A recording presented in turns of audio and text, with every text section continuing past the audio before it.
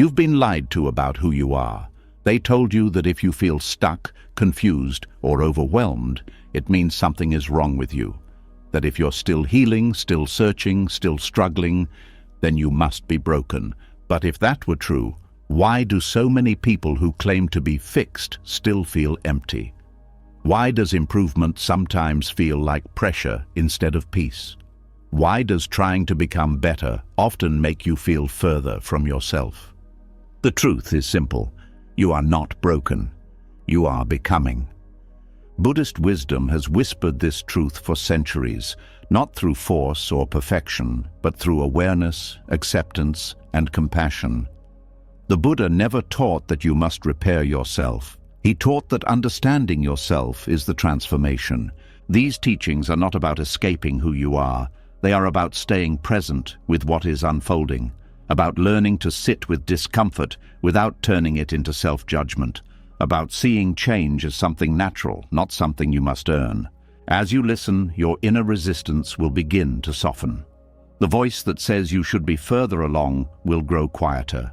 The tension of trying to arrive will slowly loosen its grip. You may start to feel something different, not excitement, but relief. The relief of realizing that growth does not require violence against yourself. This is not a message about becoming perfect. It is about becoming honest, about allowing yourself to evolve without shame, about recognizing that every phase you are in has a purpose. This is not something to consume and forget. It is a reminder, a remembering, that you were never behind, you were never defective, you are always becoming.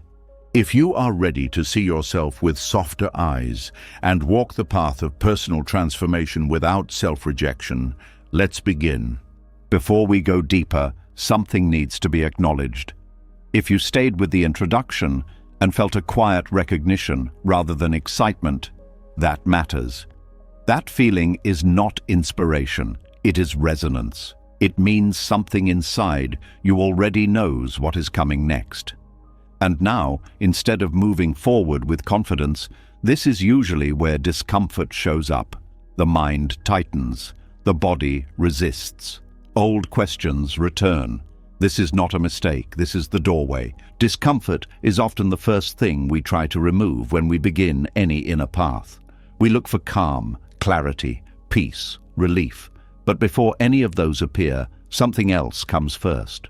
Friction, unease, restlessness, a sense that something inside no longer fits the way it used to. Most people interpret this as failure. Buddhism does not. Buddhism sees this moment as sacred. Discomfort is not a sign that something has gone wrong. It is a sign that something false can no longer stay comfortable. When the mind begins to wake up, it loses its ability to numb itself the way it once did. Old distractions stop working. Old explanations feel thin. Old identities begin to crack. This does not feel peaceful. It feels confusing. It feels destabilizing. But this destabilization is not destruction. It is reorganization. In Buddhist thought, awakening is not a pleasant upgrade to life. It is a disruption of illusion. And illusion does not leave quietly. It resists. It creates tension. That tension is what you are feeling when discomfort arises. The friction is not between you and life. It is between truth and the stories you have been using to survive. Pain, in this view, is not punishment. It is pressure. Just as a seed must split before it can grow, the inner structures that once kept you safe must loosen before something more honest can form. The shell does not break because it is bad. It breaks because it has completed its job. Discomfort signals completion, not deficiency. Modern culture treats pain as an error message, something to fix, suppress, or escape. Buddhism treats pain as information.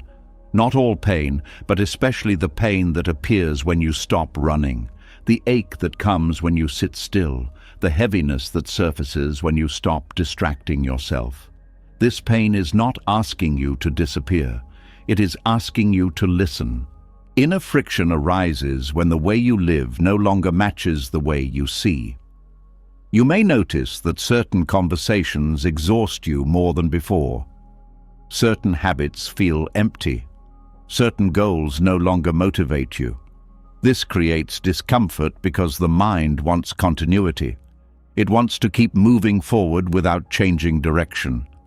But awareness does not allow this. Once you see clearly, you cannot unsee.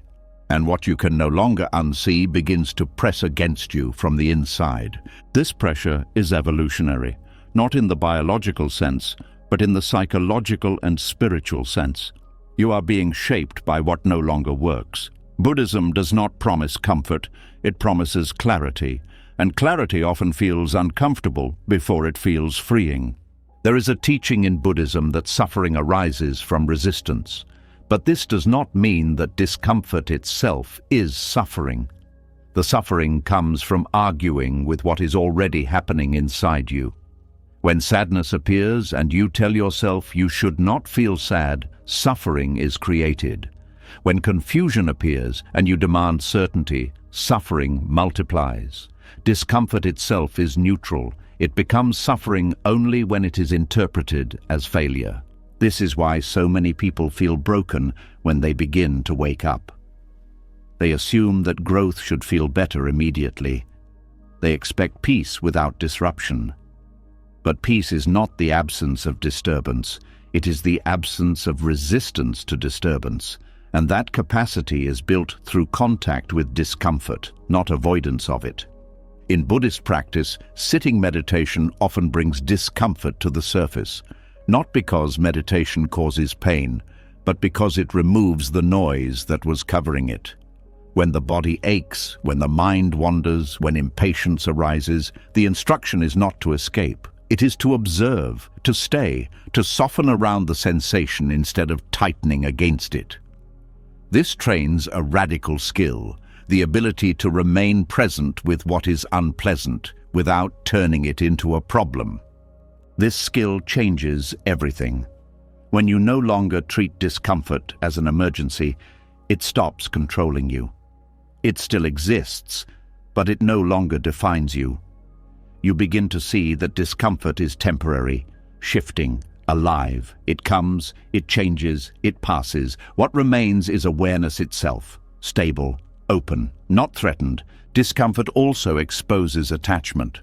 You feel pain not only because something hurts, but because you want it to stop. You want resolution. You want certainty. You want relief. Buddhism does not condemn this desire, but it invites you to examine it. What are you demanding from the moment that it cannot give? What are you trying to force into a shape that no longer fits? When you stop demanding that discomfort disappear, it begins to teach you. It shows you where you are gripping, where you are afraid, where you are clinging to an identity that is dissolving. This is not regression, it is refinement.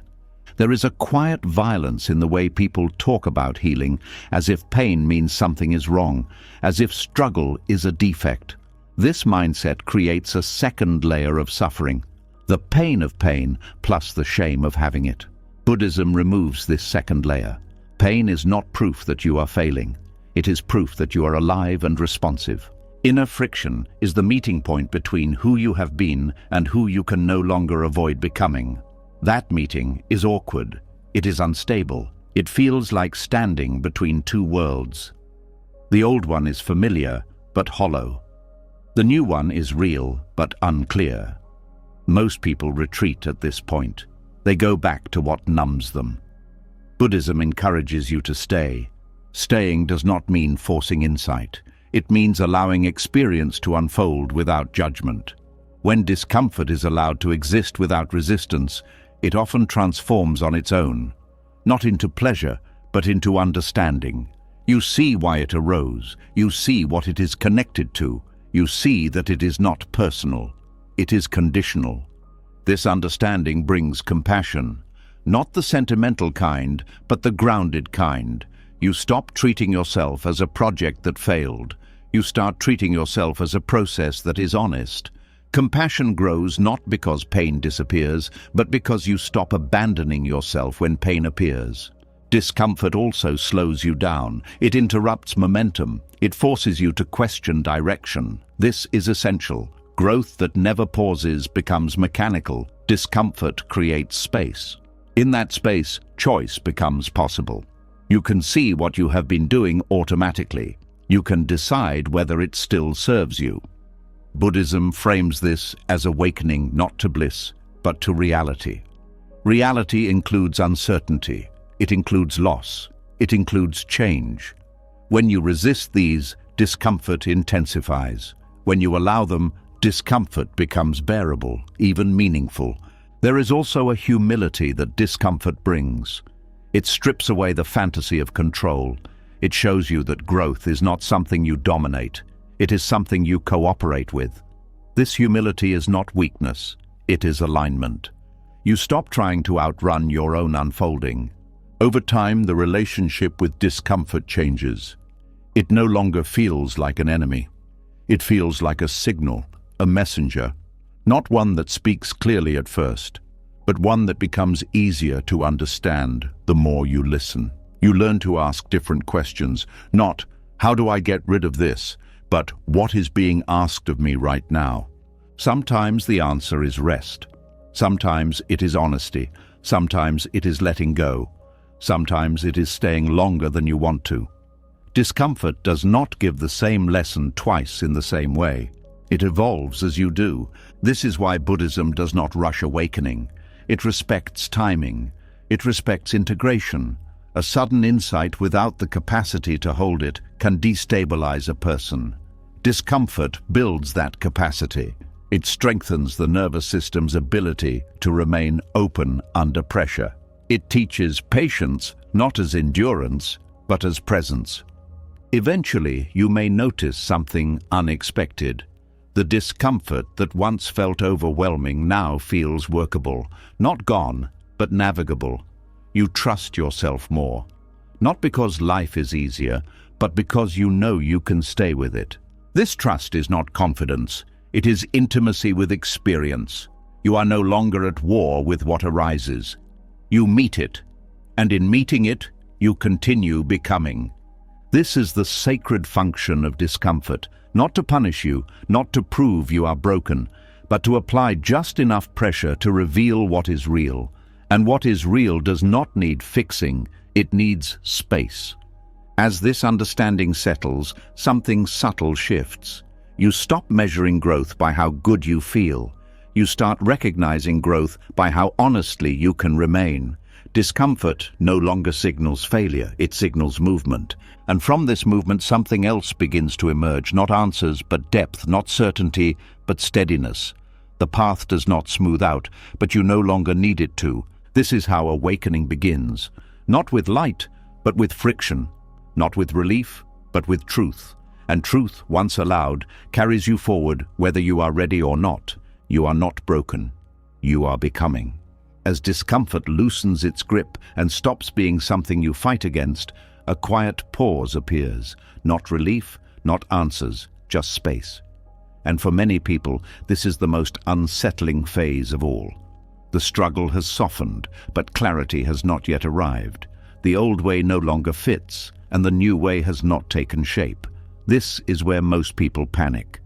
This is also where becoming actually happens. There is a belief that growth is a straight line. You set a goal, you move toward it, and when you arrive, you are transformed. Buddhism sees this as an illusion. Goals may organize action, but they do not reshape identity. Identity changes in the spaces where action stalls, in the waiting, in the uncertainty, in the moments where nothing seems to be happening, and yet everything inside is rearranging itself. These in-between states feel uncomfortable because they remove the familiar markers of progress. You cannot measure them, you cannot explain them easily. You cannot even be sure you are moving forward at all. The mind dislikes this deeply. It wants direction, it wants confirmation, it wants an outcome. But becoming is not driven by outcomes. It is shaped by what happens when outcomes are temporarily unavailable. In Buddhist teaching, There is an understanding that the self is not a solid thing, but a process. A flow of causes and conditions constantly interacting. When life is busy and goal-oriented, this flow is hidden by momentum. You are too occupied becoming someone to notice how you are becoming. The gaps interrupt that momentum. They slow the current enough for change to take root. Waiting periods are not empty. They are unstructured. And unstructured time exposes who you are without the scaffolding of roles, plans, and distractions. When you are no longer chasing the next milestone, you begin to notice your inner habits more clearly. How you react to uncertainty, how you speak to yourself when there is no external validation, how quickly you try to replace not knowing with noise. Confusion is especially misunderstood. It is treated as a flaw, something to fix quickly. But confusion often means that old frameworks have collapsed and new ones have not yet formed. This is not regression, it is transition. When the mind no longer has a clear map, it becomes sensitive, open, vulnerable. This vulnerability is not weakness. It is the state in which learning actually happens. Think about how identity is usually formed, through repetition, through reinforcement, through certainty. You do the same things, think the same thoughts, respond the same way, and over time, a sense of self solidifies. The gaps interrupt this cycle. They remove repetition, they disrupt reinforcement, they loosen certainty. Without these supports, identity becomes fluid again. This fluidity feels disorienting because it removes your sense of position. You may feel like you do not know who you are anymore. Old labels no longer resonate. New ones feel premature. Buddhism does not see this as a crisis. It sees it as maturity. The ability to remain present without clinging to a fixed identity is a sign of deepening awareness. In liminal states, the mind often tries to rush ahead. It searches for meaning. It tries to assign purpose. It asks, "What is this for?" Buddhism offers a different question. Can you stay? Not stay forever, but stay without forcing resolution. Can you allow the process to unfold without demanding that it explain itself to you? This patience is not passive. It is an active openness. You are not waiting for something to happen. You are allowing yourself to be reshaped by what is already happening. The nervous system recalibrates. Emotional patterns reorganize. Perception shifts subtly. None of this is dramatic. It is quiet work. Many people miss this transformation because they are looking for visible change. A new belief, a new role, a new direction. But identity does not change through declarations. It changes through exposure. Prolonged exposure to uncertainty teaches you that you can survive without certainty. Prolonged exposure to waiting teaches you that worth is not tied to productivity. Prolonged exposure to confusion teaches you that understanding is not always immediate. In Buddhist practice, retreats often include long periods of silence and repetition, not to create insight directly, but to create gaps. Gaps in speech, gaps in stimulation, gaps in narrative. These gaps remove the usual ways you reinforce who you think you are.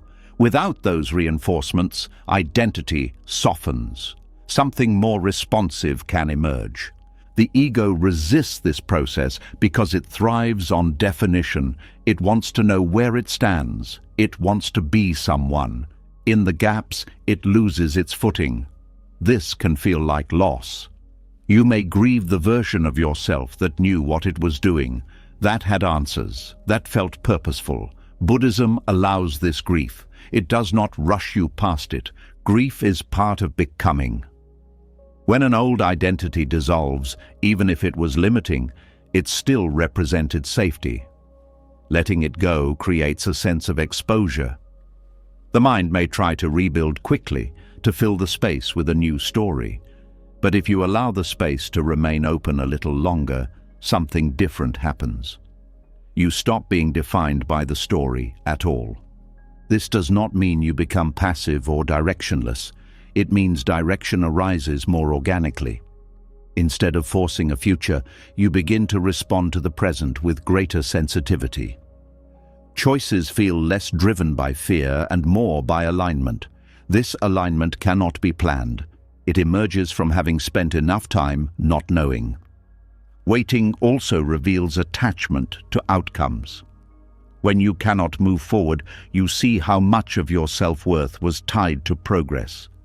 You see how uncomfortable it is to exist without improvement. This discomfort is instructive. It shows you the conditions under which you feel allowed to exist. Buddhism gently questions those conditions. There is a deep freedom in realizing that you do not need to be arriving to be alive. The gaps teach this not intellectually, but experientially. Day after day of not knowing does something to you. It humbles you, it steadies you, it removes the urgency to prove yourself. Confusion, when not resisted, sharpens awareness.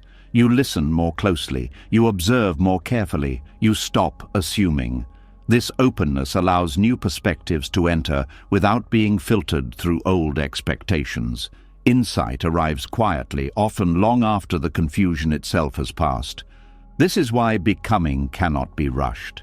Identity reshapes itself through repeated contact with uncertainty.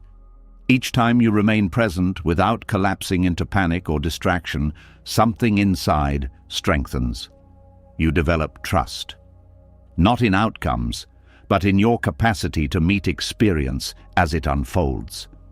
The gaps are also where compassion deepens. When you no longer know who you are, it becomes harder to judge others for being lost. You recognize the shared human condition of uncertainty. This recognition softens the boundaries between self and other. Empathy grows naturally, without effort. Goals have their place. They organize behavior. They give structure. But they cannot hold your becoming. They are too narrow. The gaps are wide enough to include contradiction, paradox, and complexity. Identity needs this space to evolve beyond simplistic definitions. In time, you may notice that the need for certainty diminishes, not because you have answers, but because you no longer require them to feel grounded. You can move forward without clarity. You can rest without resolution. This is not resignation. It is stability. Buddhism calls this learning to dwell in not knowing, not as ignorance, but as openness. When you stop insisting on fixed meaning, experience becomes richer, less controlled, more alive. You are no longer trying to become a finished product. You are participating in a process.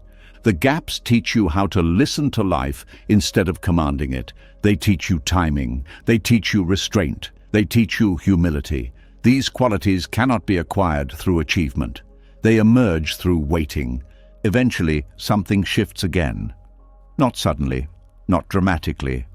You find yourself responding differently, less reactive, less rushed, more present. You may not be able to explain what changed, but you know you are not the same. This is the quiet work of becoming. It does not announce itself. It does not offer proof. It simply leaves you more available to reality, more flexible, less defended. And when direction returns, as it always does, it comes from a different place. Not from anxiety, but from clarity that has matured in silence. The goals you choose now are not attempts to escape discomfort. They are expressions of understanding shaped in the gaps. This is why the waiting mattered. This is why the confusion was necessary. This is why nothing happening was actually everything happening. You are not behind. You were not lost. You were in the space where identity learns how to breathe. And from here, the becoming continues. As direction slowly returns after time spent in uncertainty, something else often appears alongside it. A quiet pressure, a subtle expectation, the feeling that now, finally, you should be done, that the confusion should be over, that the work should have paid off by now. This pressure is rarely spoken out loud, but it sits underneath many spiritual paths, and without noticing it, it becomes a new source of suffering. There is a deeply rooted belief that growth has an end point.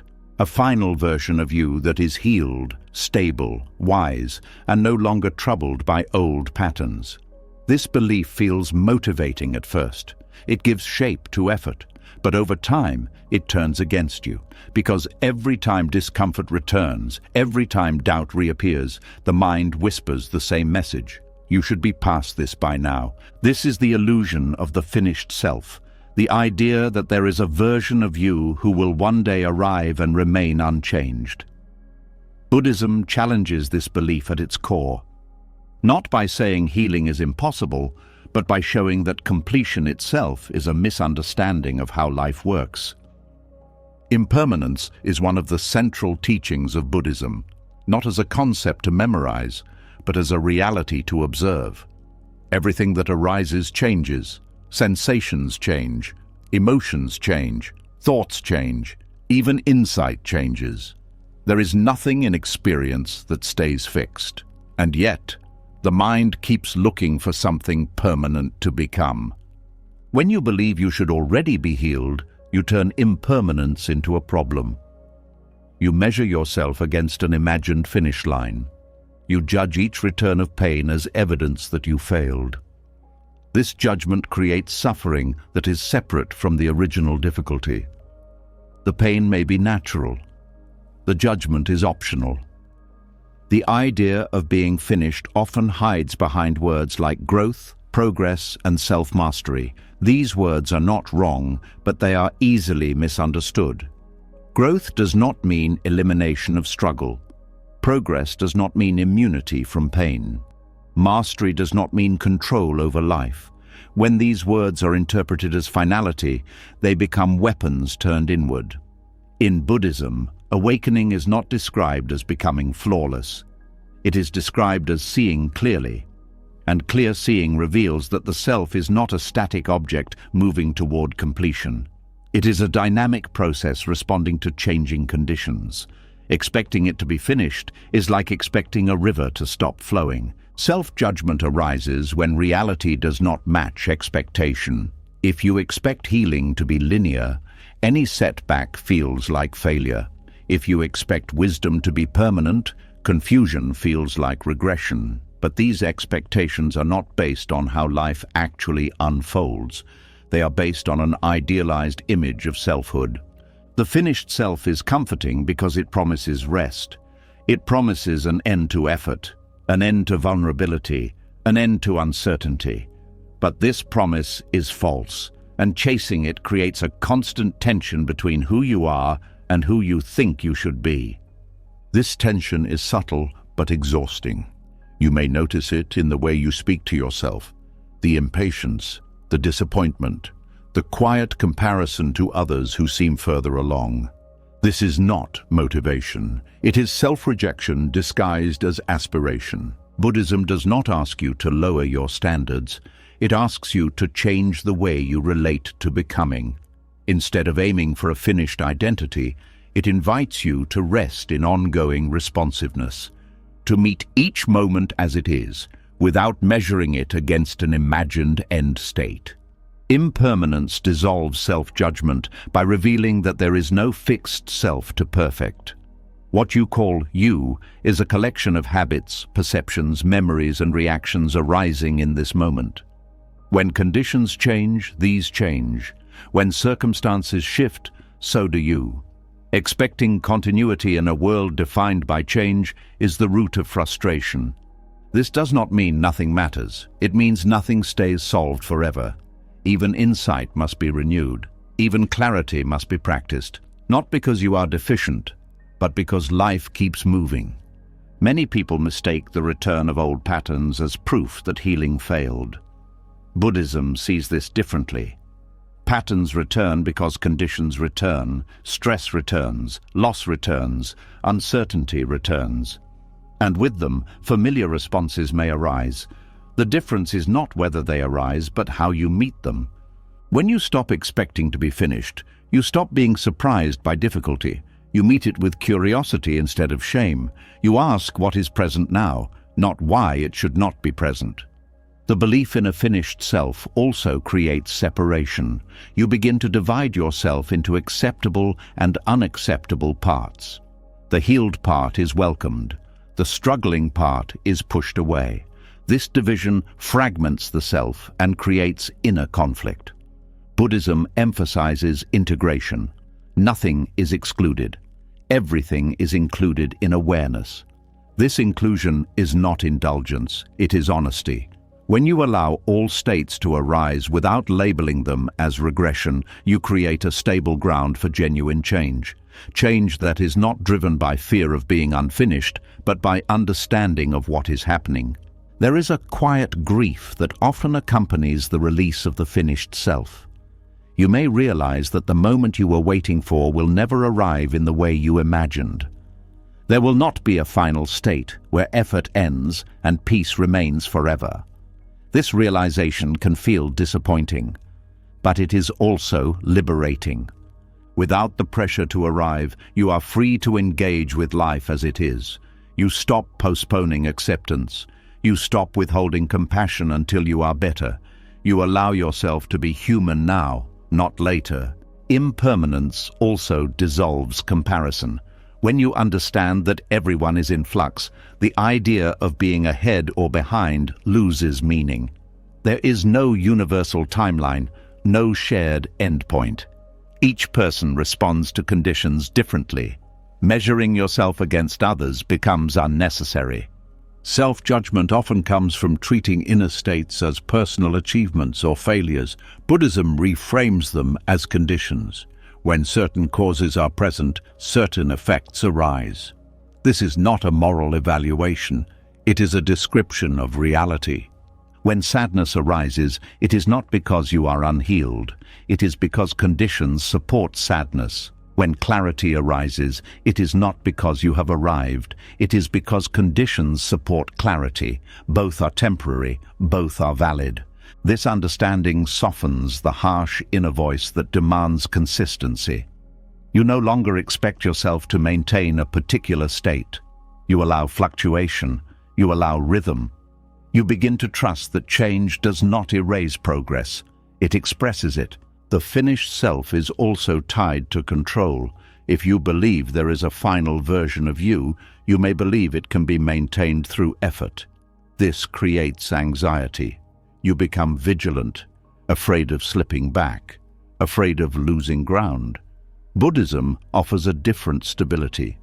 Not control over states, but trust in awareness.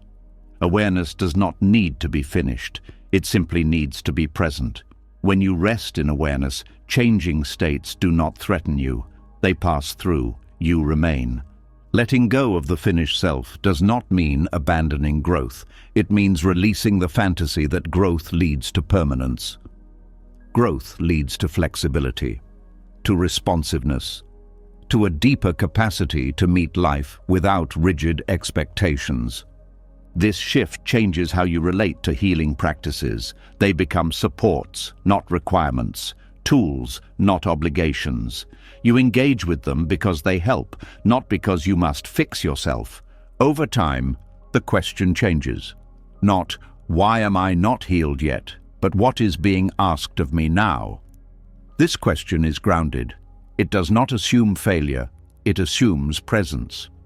Impermanence also brings kindness. When you see that nothing stays resolved forever, you stop blaming yourself for needing care again. You recognize care as ongoing, not corrective, something you offer yourself repeatedly, not something you graduate from. The illusion of the finished self fades gradually. It loosens its hold as you experience life without constantly evaluating your status. You stop waiting to become worthy of peace. You stop delaying acceptance. What remains is a simpler relationship with yourself, one that allows change without drama, one that meets difficulty without judgment, one that understands that becoming has no final form. You do not need to be complete to be whole. You do not need to be healed to be worthy of compassion. You do not need to arrive to belong to your own life. Impermanence does not take anything away from you. It frees you from the burden of being done. And in that freedom, something unexpected happens. you become lighter. Not because problems disappear, but because you stop carrying the belief that they should not exist. This is not resignation, it is realism infused with kindness. It is seeing life clearly without demanding that it settle into a shape it cannot hold. You are not unfinished, you are not behind, you are not failing, you are living a process that does not end. And when this truth is allowed to settle, the inner critic loses its authority. Not because it is silenced, but because it is no longer believed. The path continues, not toward a final self, but toward a deeper ease with change itself. And from here, the becoming takes on a different tone, less urgency, less judgment, more trust. You are not broken. You are not meant to be finished. You are becoming. As the pressure to be finished begins to dissolve, another heavy weight often comes into view. It is quieter, older, and more deeply rooted. It is the feeling that your past defines you, that what you have done, failed to do, or become stuck in has marked you permanently. Even when you release the idea of a final self, this sense of moral burden can linger. And at the center of it is a single word that has been deeply misunderstood: karma. For many people, karma feels like a sentence, a cosmic scorecard, a system of reward and punishment that keeps track of your mistakes and ensures you pay for them later. This belief creates fear. It creates shame. It creates the sense that suffering is something you deserve. Buddhism does not teach this. But over time, this distortion has become widespread, and it quietly shapes how people relate to themselves. The original meaning of karma is far simpler and far more humane. Karma means action, not judgment, not destiny, not punishment. Action, and the momentum that follows from it. Every action leaves a trace, not because the universe is moralistic, but because patterns repeat when they are reinforced. Karma is not about what you deserve, it is about what you are moving toward. When this is understood, something profound changes. Shame begins to loosen its grip. The story that you are paying for who you were starts to fall apart. Suffering is no longer interpreted as a verdict. It becomes a signal of direction. In Buddhist thought, karma operates like habit. When you repeat certain actions, ways of thinking, or emotional responses, they gain strength. They become easier to repeat.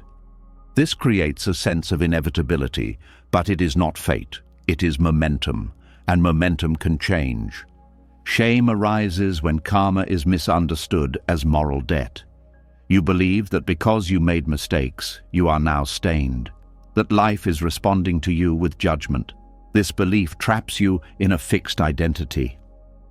You see yourself as someone who is paying for the past rather than someone who is capable of redirecting the present. Buddhism removes this burden by removing blame from the equation. Karma does not care who you are. It responds to what is repeated. If certain conditions are present, certain results follow. This is not personal, it is mechanical.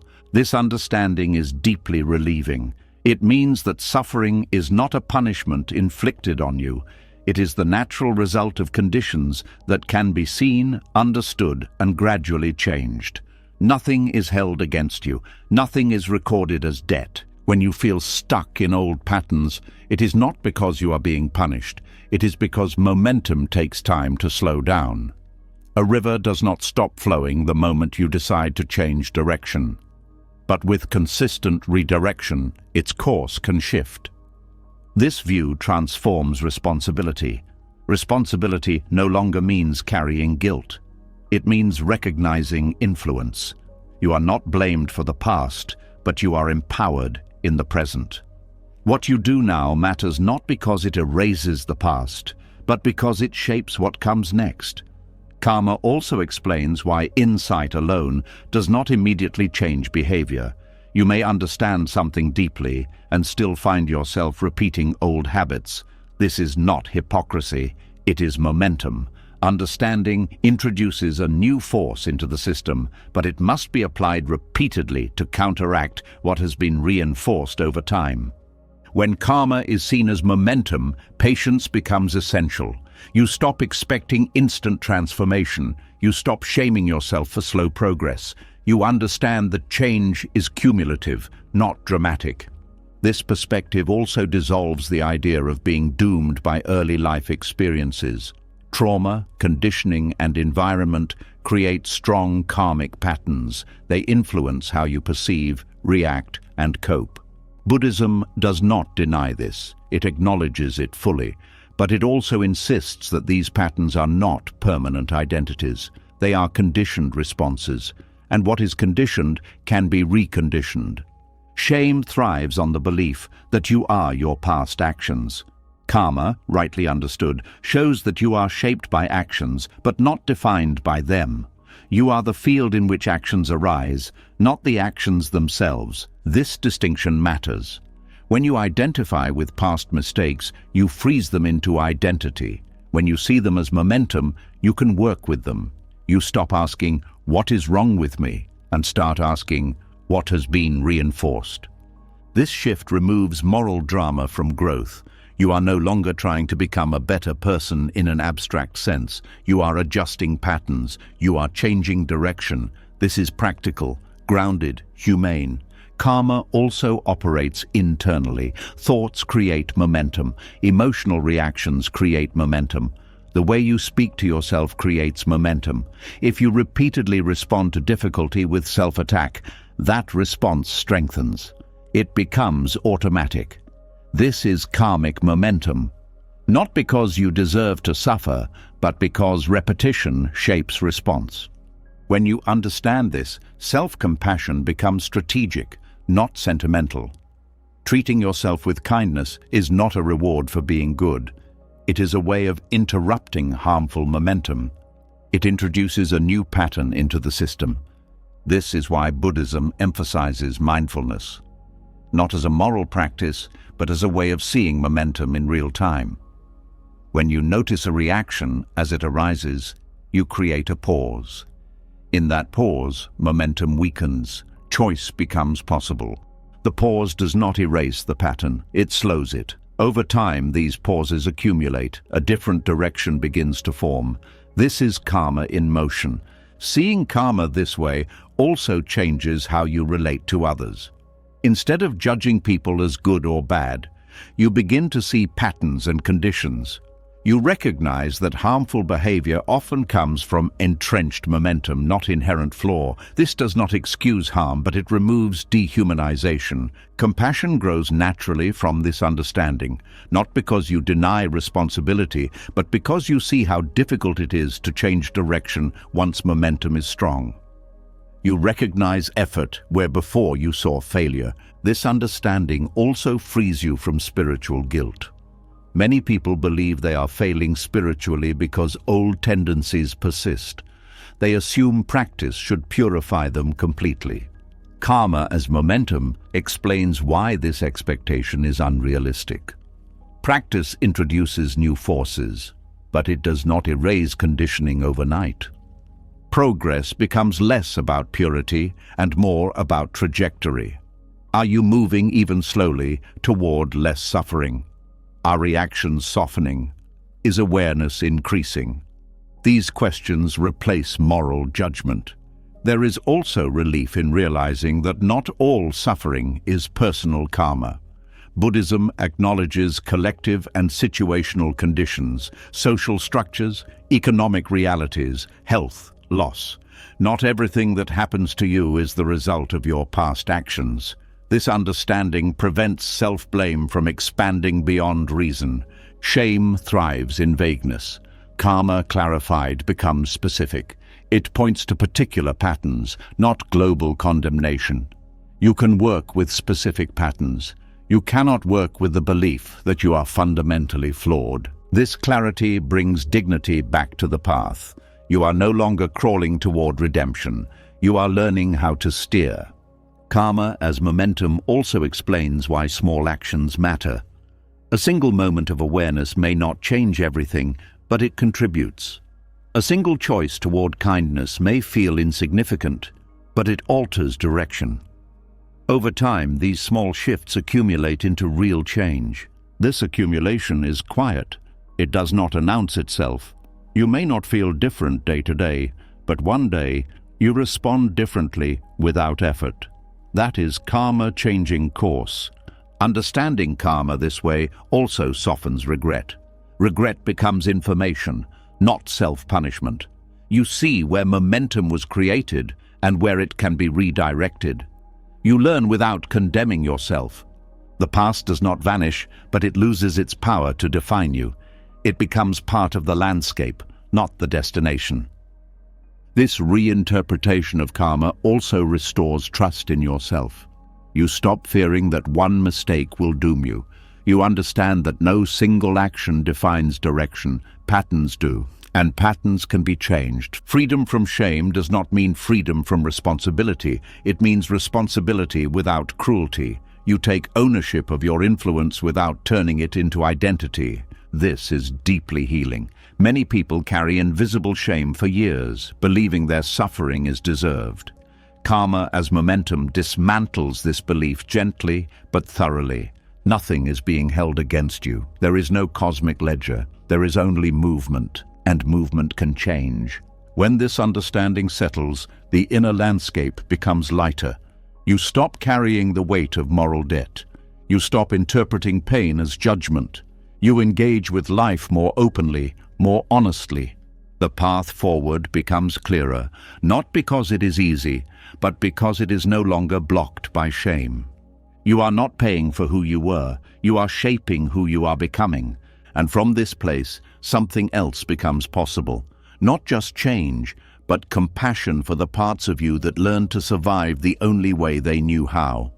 Karma does not ask you to suffer for the past. It invites you to participate in the present. And as you do, the direction continues to shift. You are not condemned by your history. You are carried forward by what you practice now. You are not broken. You are becoming. As shame loosens and the past no longer feels like a sentence, something else quietly collapses. Not all at once, not dramatically, but deeply. The structures you once relied on to feel separate, protected, and in control begin to give way. This moment is often misunderstood as failure. In Buddhist understanding, it is something very different. It is the ground from which true compassion grows. There is a widespread belief that compassion comes from being strong, healed, and emotionally stable, that once you have your life together, kindness will naturally overflow. Buddhism offers a more uncomfortable truth. The kind of compassion that embraces all beings does not usually arise from wholeness. It arises from fracture, from the moment you can no longer hold yourself above suffering. Breakdown strips away distance. Before it happens, pain often feels personal, yours versus theirs, my story versus your story. But when life breaks you open, suffering loses its boundaries. You stop seeing it as an individual flaw and begin to recognize it as a shared condition. This recognition is not intellectual, it is visceral. Bodhicitta, the wish for awakening for the benefit of all beings, is not born from moral intention alone. It is born from contact, from being touched by suffering so deeply that separation becomes impossible to maintain. Before breakdown, compassion is often selective. After breakdown, it becomes inclusive. Personal collapse removes the illusion that you are different. Different in strength, different in luck, different in control. You see clearly that the same forces that brought you to your knees are moving through everyone else as well. Fear, loss, confusion, desire, aging, death. This does not make you bitter, it makes you tender. In Buddhist teaching, the heart opens not because you decide it should, but because it can no longer remain closed.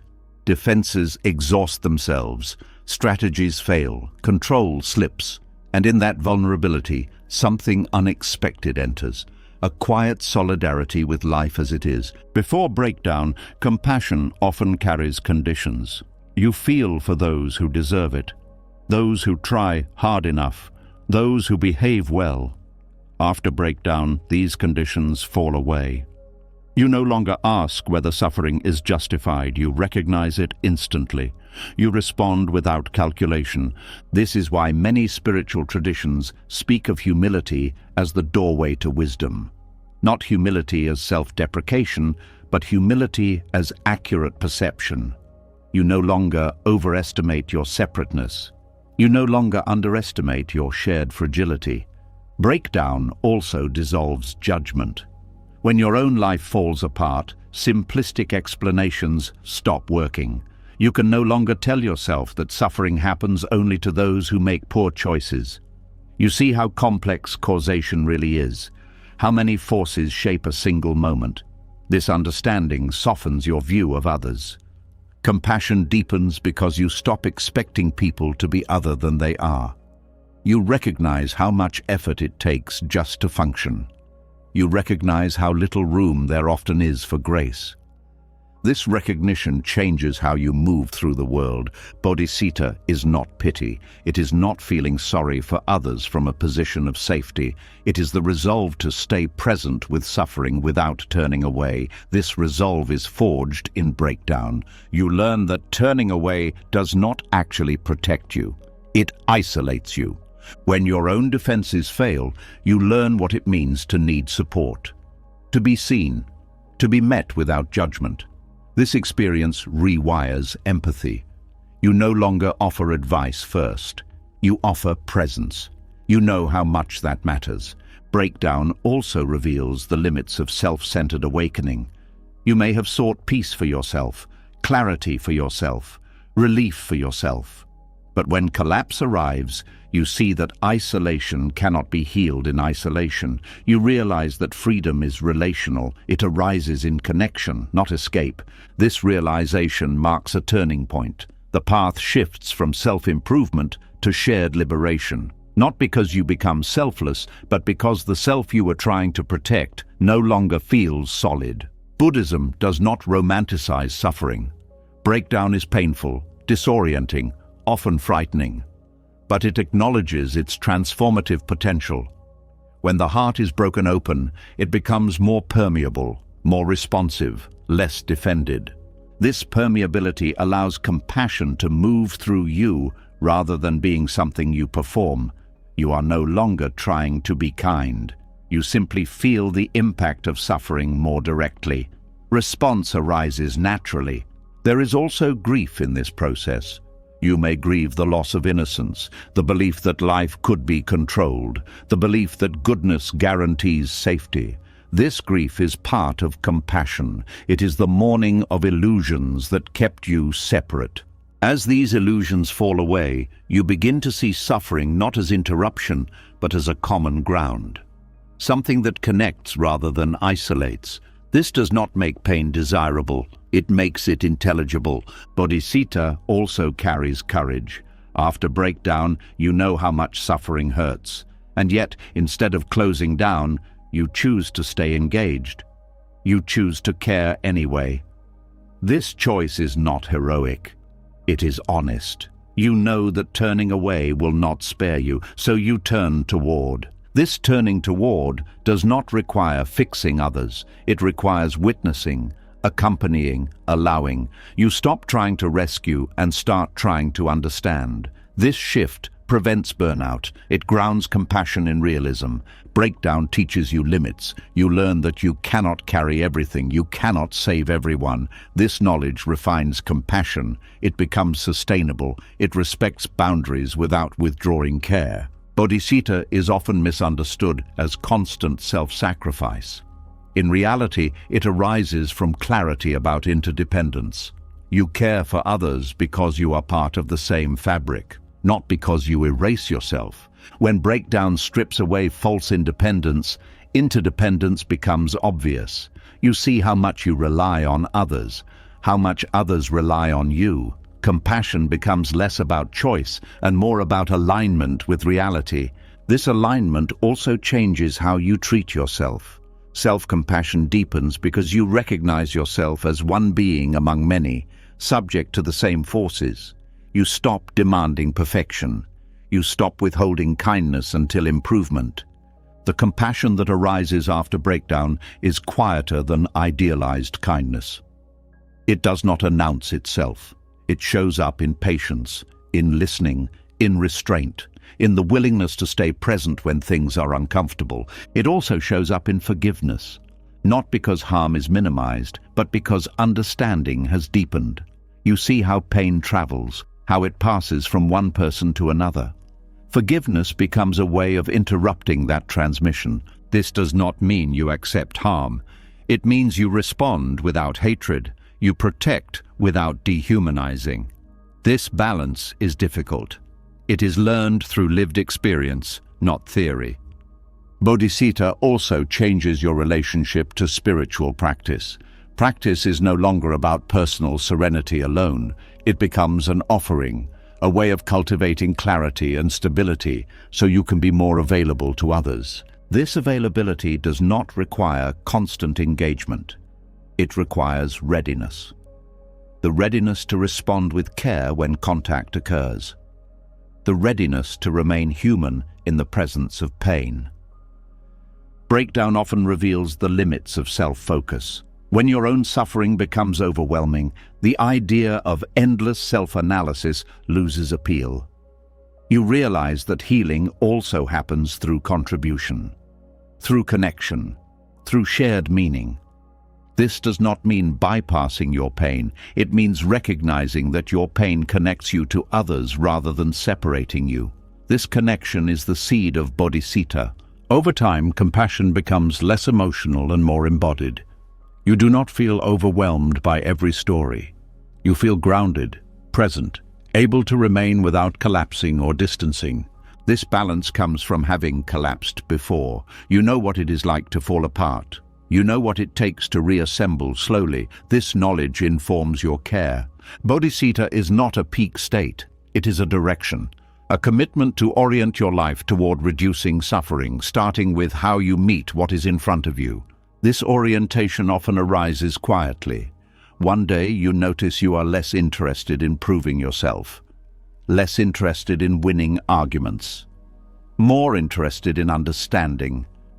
This shift is the fruit of breakdown. You are no longer trying to be above life. You are willing to be with it.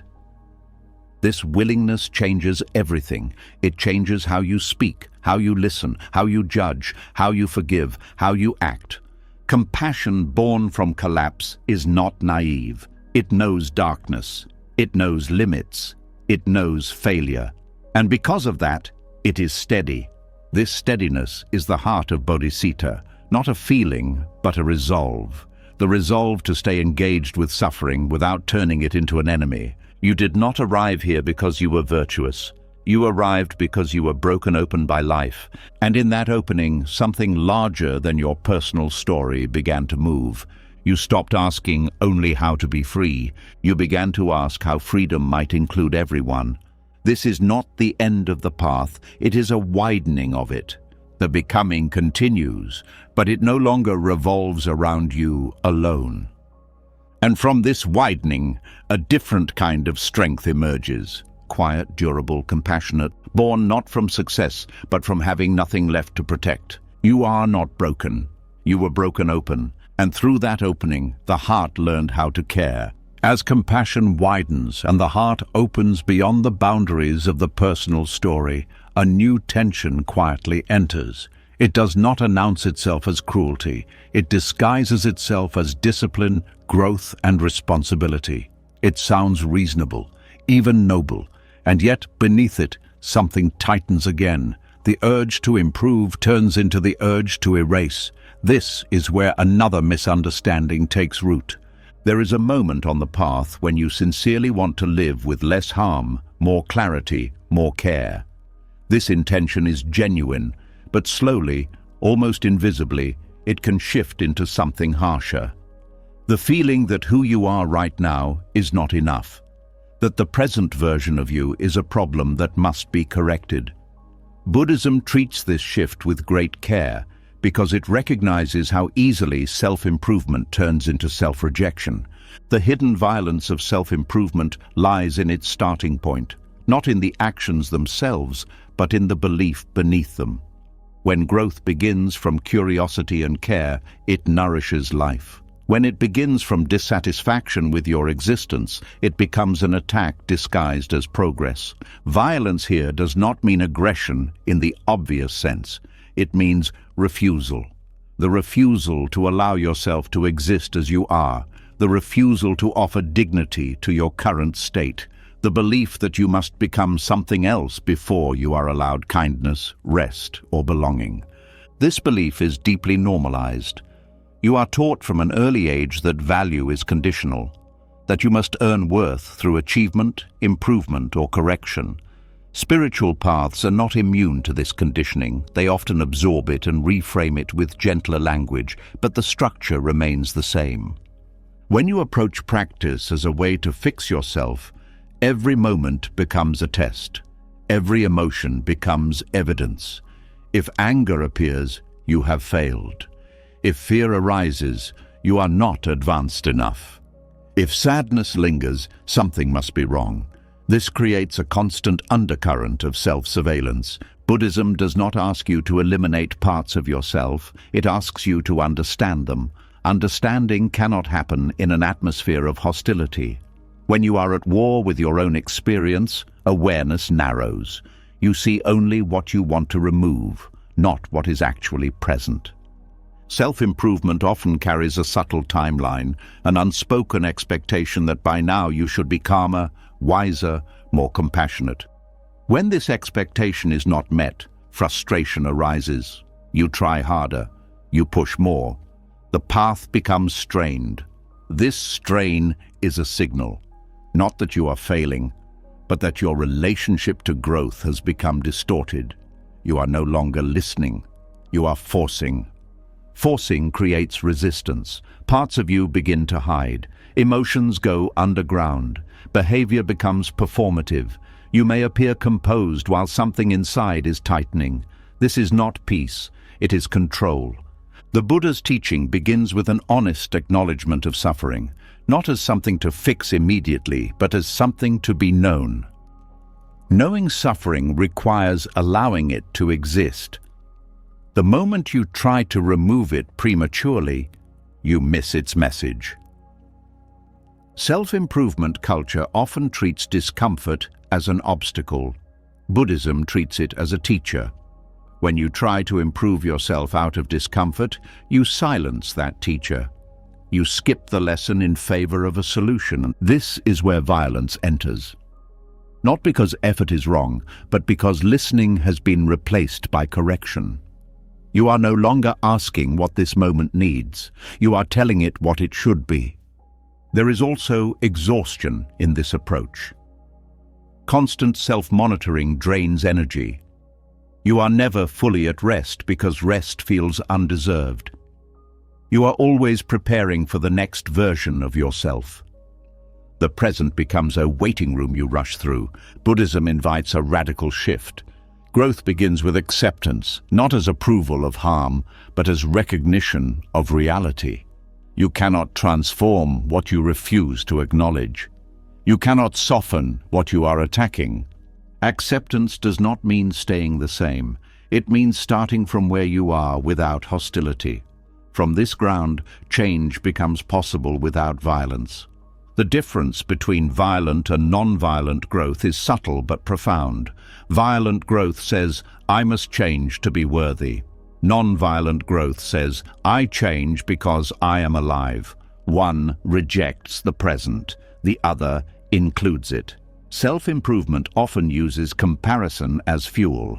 You look at others who seem more advanced, more peaceful, more consistent. This comparison reinforces the belief that you are lacking.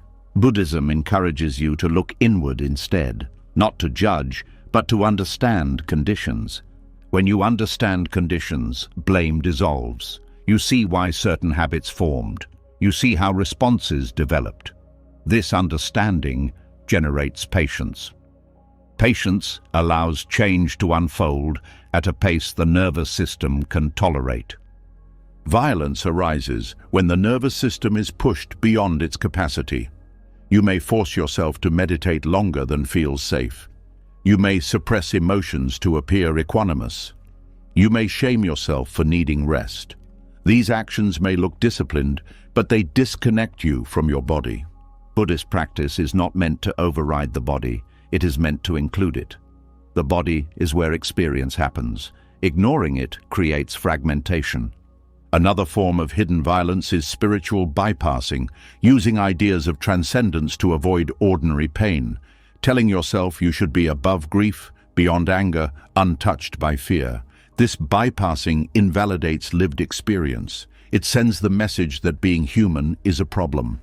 But the Buddha did not transcend humanity, he understood it. He sat with hunger, with discomfort, with doubt. Awakening did not remove these experiences, it changed the relationship to them. When you try to fix yourself, you often skip relationship. You jump straight to outcome. Buddhism slows this down. It teaches you to stay with what arises long enough to learn from it. Learning requires humility, not the humility of self-criticism, but the humility of curiosity. You admit you do not fully understand your own experience yet. You allow it to unfold without forcing a conclusion. This humility dismantles the inner hierarchy that ranks parts of you as higher or lower, more spiritual or less spiritual, acceptable or unacceptable. Buddhism sees all experiences as arising from conditions. None are inherently superior. When you remove hierarchy, compassion becomes easier. You stop policing your inner world. You stop punishing yourself for being human. Self-improvement often promises control. If you do the right practices, follow the right steps, you will manage your mind perfectly. Buddhism is honest about the limits of control.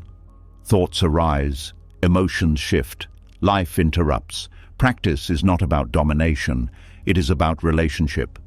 A relational approach to growth asks different questions. Instead of, how do I stop this? You ask, what is this showing me? Instead of, how do I become better? You ask, how can I be more present? Presence is not passive, it is engaged. It requires courage to stay with discomfort without trying to fix it. This courage is quieter than ambition, but far more transformative. When you stop treating yourself as a problem, a surprising thing happens. Energy returns, curiosity returns, growth becomes less forced and more organic. You still change, but the change feels integrated rather than imposed. This does not mean you abandon intention. It means intention is guided by care rather than self-disgust. You practice because it supports life, not because you are defective. The violence of self-improvement often shows up in language. The way you speak to yourself, harsh, demanding, unforgiving. Buddhism pays close attention to speech, including inner speech. Words shape experience. Repeated self-attack creates internal conditions of fear and contraction. When language softens, the system relaxes. From relaxation, learning deepens. This is not indulgence, it is efficiency. A relaxed system integrates insight more effectively than a tense one. Another hidden cost of self-improvement is alienation from others. When you see yourself as a project, you begin to see others the same way. You evaluate, diagnose, judge. Compassion becomes conditional. Letting go of the need to fix yourself restores equality. You meet others as fellow processors, not problems to solve. This restores genuine connection. Buddhism emphasizes non-harming. This includes not harming yourself through unrealistic expectations. Non-harming is not only about actions, but about attitudes. How you hold yourself matters. Growth without violence respects timing. It understands that some changes take years. Some patterns dissolve slowly. This patience is not laziness, it is attunement. When you align with your actual capacity, progress becomes sustainable. You do not burn out. You do not oscillate between intensity and collapse. You move steadily.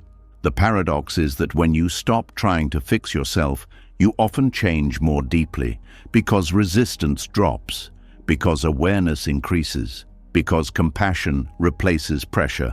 This does not mean discomfort disappears. It means you stop treating discomfort as evidence that you are wrong.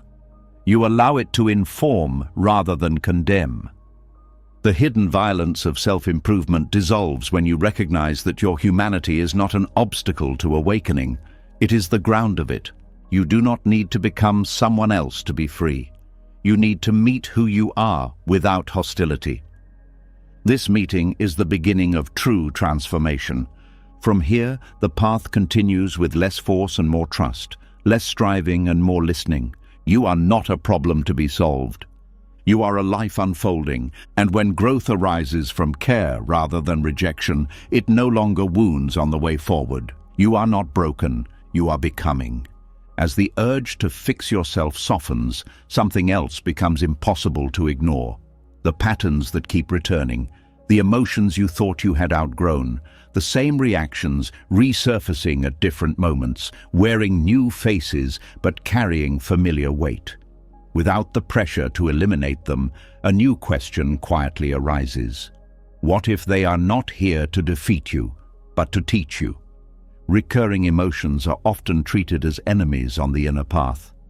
Anger that keeps coming back, fear that reappears when you least expect it, sadness that lingers even after insight. These experiences are usually met with frustration or shame. You tell yourself you should be beyond this. That awareness should have cured it by now.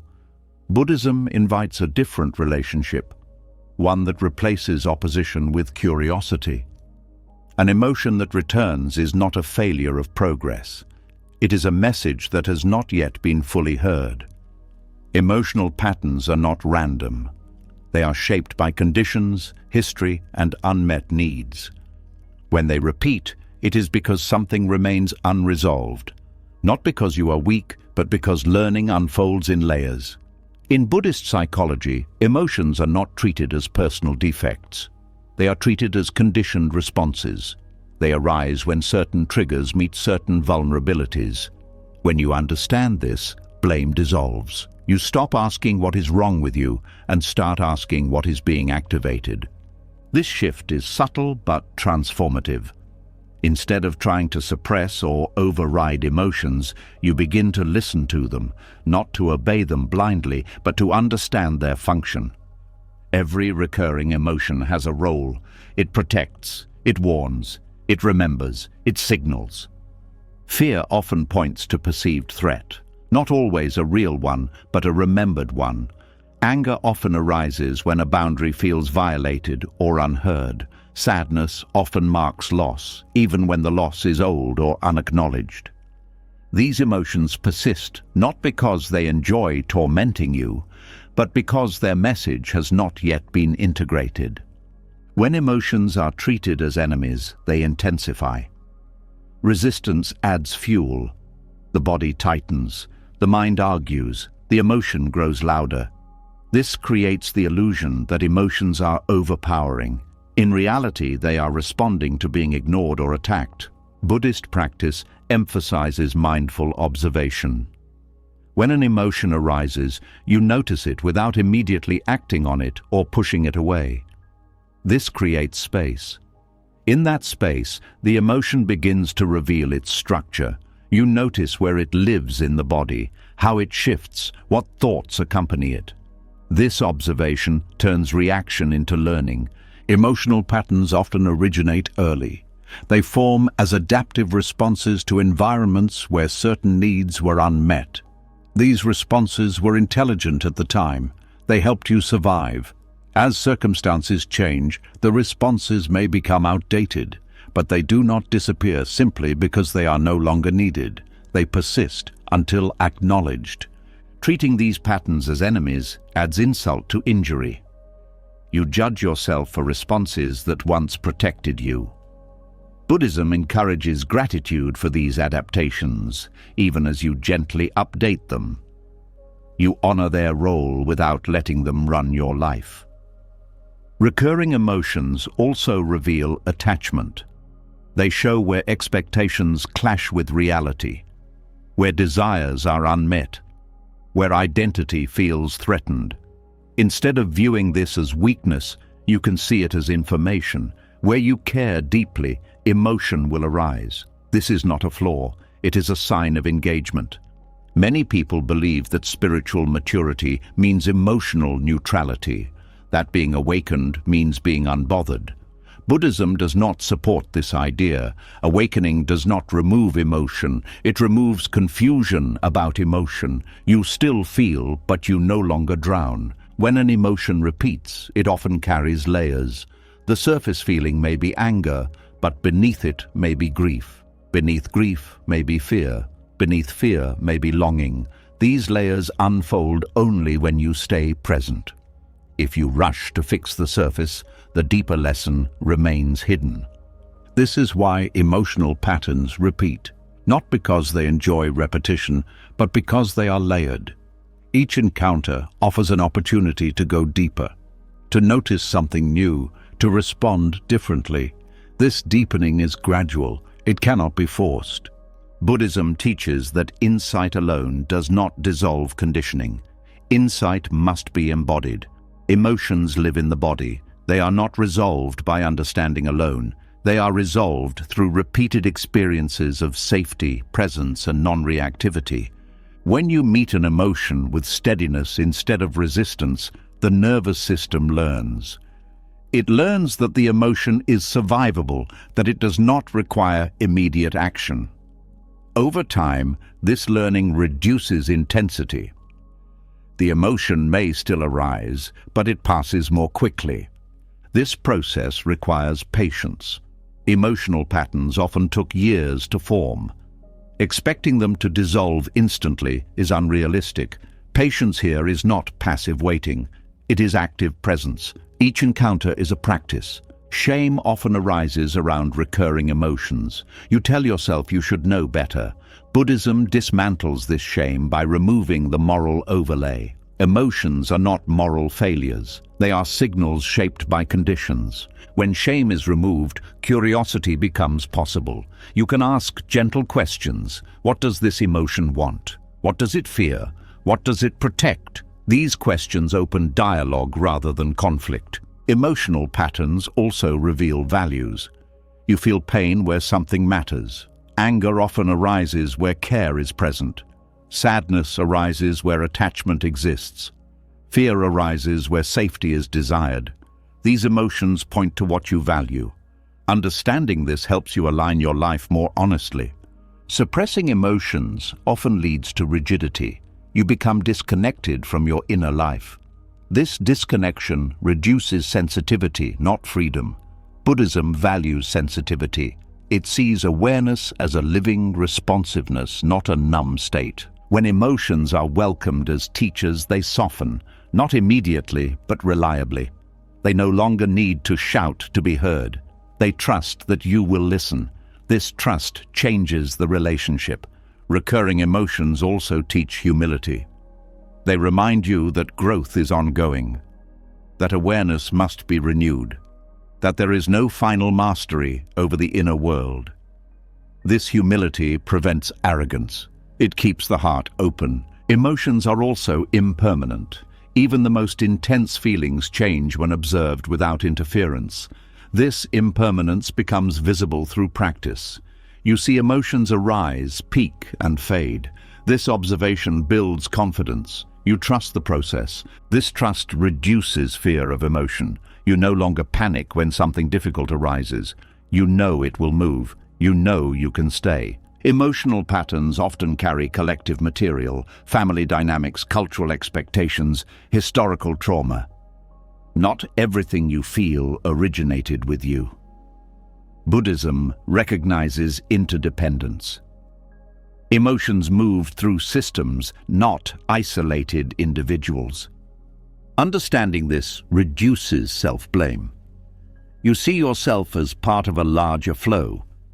You respond with compassion rather than condemnation. Working with emotional patterns also requires discernment. Not every emotion requires expression. Not every impulse requires action. Awareness allows you to choose. You can feel anger without acting destructively. You can feel fear without withdrawing completely. This choice is freedom. Not freedom from emotion, but freedom within emotion. As you continue this work, emotional patterns become less personal. You recognize familiar states without identifying with them. You say, anger is here, rather than I am angry. This subtle shift creates space. Space allows response. Response replaces reaction. This is the heart of practice. Recurring emotions also teach forgiveness. You forgive yourself for being human. You forgive others for triggering old wounds, not because harm is acceptable, but because understanding has grown. This forgiveness is not forced. It arises naturally when you see how patterns operate, when you see how easily anyone could respond the same way under similar conditions. Emotions also teach limits. They show you when something is too much, when boundaries are needed, when rest is required. Ignoring these messages leads to burnout. Listening leads to balance. Over time, the narrative changes.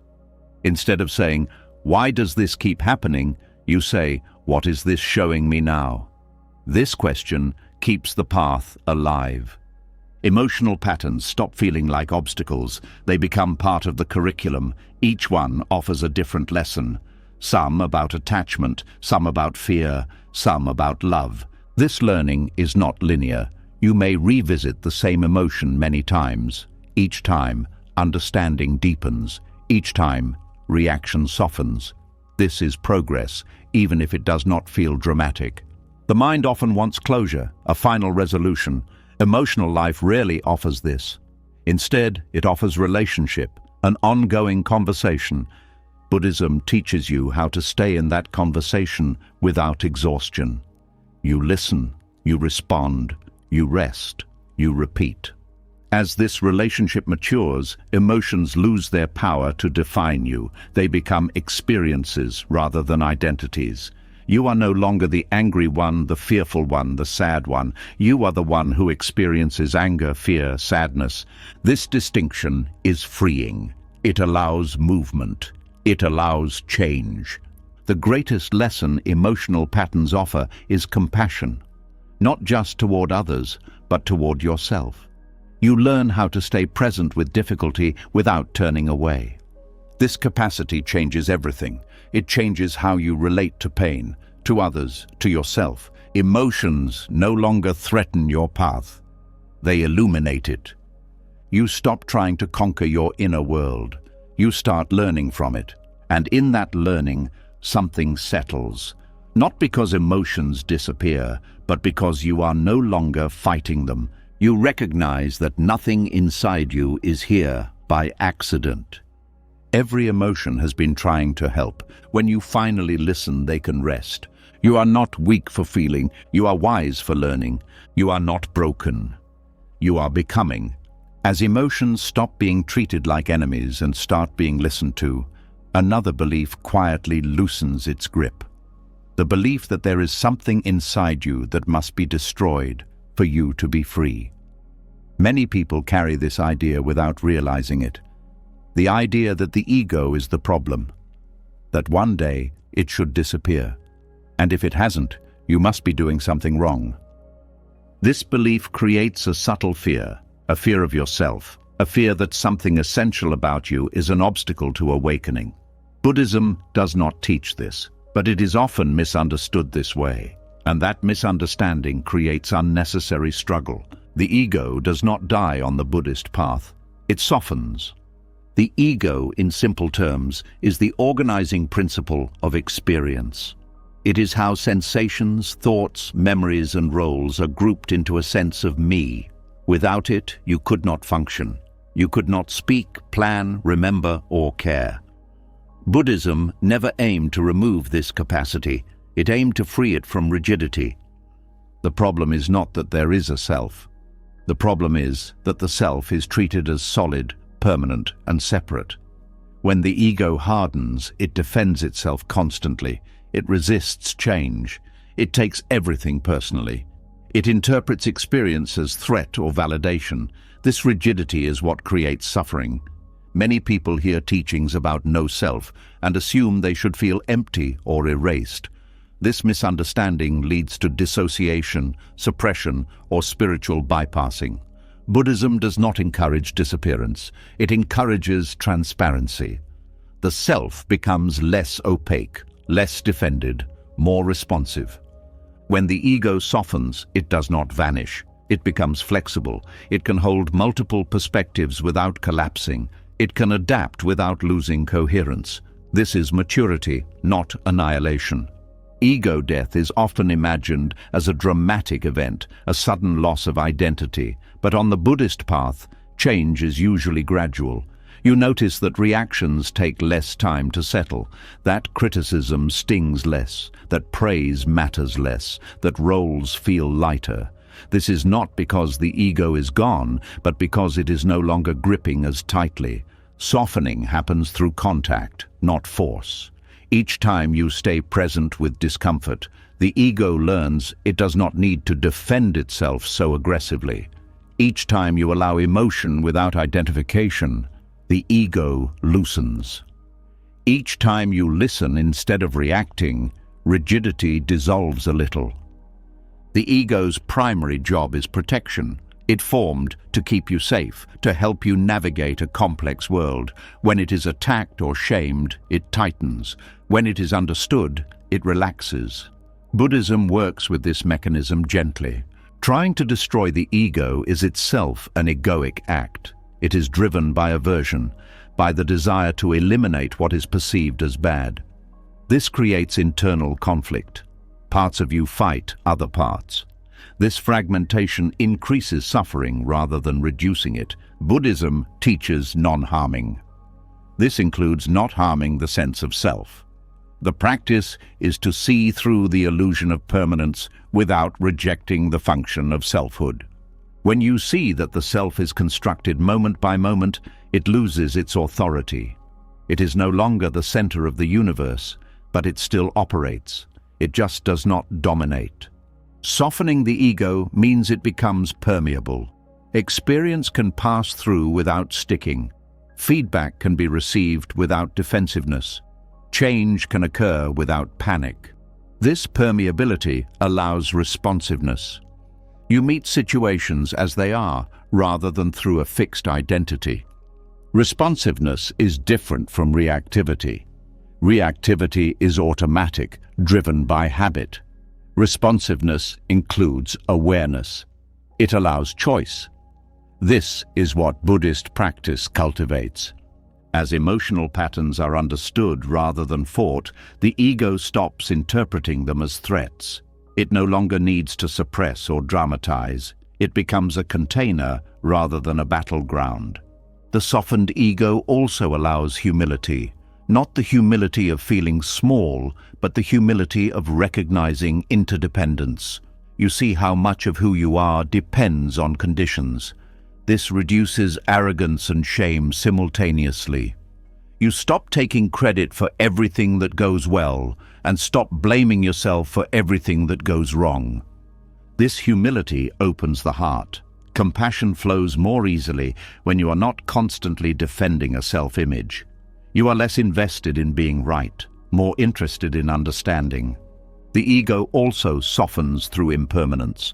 When you repeatedly observe thoughts, emotions, and roles arising and passing, identification weakens. You still use the word I, but it feels lighter, less absolute. You recognize it as a useful label, not a final truth. This recognition does not make life meaningless, it makes it more fluid. You can participate fully without clinging. You can care deeply without ownership. The softened ego also allows vulnerability.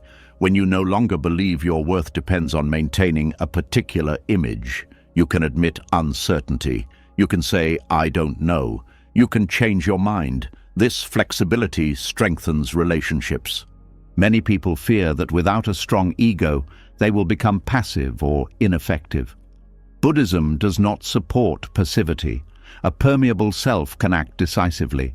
The difference is that action is less driven by fear and more by clarity. A rigid ego needs constant validation. A softened ego does not. It can rest. It does not collapse when ignored. It does not inflate when praised. This steadiness is not indifference. It is balance. Softening also changes how boundaries work. A rigid ego builds walls. A softened ego uses discernment. You can say no without hostility. You can protect yourself without dehumanizing others. This discernment is crucial. Softening does not mean losing yourself. It means knowing yourself well enough to respond appropriately. You are less reactive, not less alive. The ego also softens through compassion. When you recognize suffering as shared, self-centeredness naturally decreases. Not because you suppress it, but because it feels less convincing. Your story is no longer the only one that matters. Bodhicitta, the wish for liberation for all beings, cannot coexist with a rigid ego. It requires permeability. It requires the ability to be touched by others' pain without collapsing or closing. This is not self-erasure, it is expansion of concern. The softened ego is capable of intimacy. It listens without preparing defense. It shares without seeking control. It allows closeness without losing autonomy. In meditation, moments of selflessness may arise, a sense of openness without reference point. These moments are not meant to be clung to. They show what is possible when the ego relaxes. They are glimpses, not goals. Clinging to selflessness becomes another identity. Buddhism warns against this. The aim is not to replace one rigid self with another, it is to remain flexible. As practice continues, you may notice that the question, "Who am I?" loses urgency. Not because it is answered, but because it is no longer oppressive. Identity becomes contextual. You are who you need to be in each moment without insisting on permanence. This is freedom. Not freedom from self, but freedom from fixation on self. The softened ego also allows grief. You can feel loss without being defined by it. You can mourn without collapsing into identity. This capacity deepens resilience. Resilience does not come from hardness, it comes from flexibility. A rigid structure breaks under pressure. A flexible one bends and returns. The ego softens because it learns it does not need to control everything to survive. Awareness can hold experience. Presence can meet difficulty. The ego can rest into this support. This resting reduces anxiety. You stop scanning constantly for threats to your identity. Life feels less like a test and more like a process. Softening is gradual. It happens through thousands of small moments. Each time you pause instead of react. Each time you allow instead of resist. Each time you respond instead of defend. There is no ceremony, no finish line, just a steady easing. You become less certain but more grounded, less defined but more real. The self remains, but it is no longer armored. It can be touched, it can be changed, it can listen. This is why Buddhism does not aim to destroy the ego. Destruction would create fear and fragmentation. Softening creates integration. You do not lose yourself. You gain range, you gain responsiveness, you gain freedom from rigidity. The ego becomes a tool rather than a tyrant, a servant rather than a ruler. And from this place, the path continues with less struggle and more trust. You no longer need to disappear to be free. You need to become permeable. You are not broken. You are becoming. As the self softens and no longer needs to defend its edges, something else begins to loosen. The urge to explain, the need to define what you have been through, the quiet pressure to turn your inner changes into a story that makes sense to others and maybe even to yourself. At first, this urge feels harmless, then it starts to feel heavy, and eventually it feels unnecessary. There is a moment on the path when you realize that something in you has changed, but you cannot point to a single event that caused it. No clear turning point, no dramatic realization, just a gradual shift in how you respond, how you listen, how you stay. This is often when the mind rushes in to build a narrative. It wants to say, "This happened because of that. I am who I am now because I went through this." Buddhism gently questions this impulse. Stories are useful. They help us communicate. They help us remember. But when it comes to inner transformation, stories can also become cages. They freeze a living process into a fixed explanation. They turn becoming into a finished account.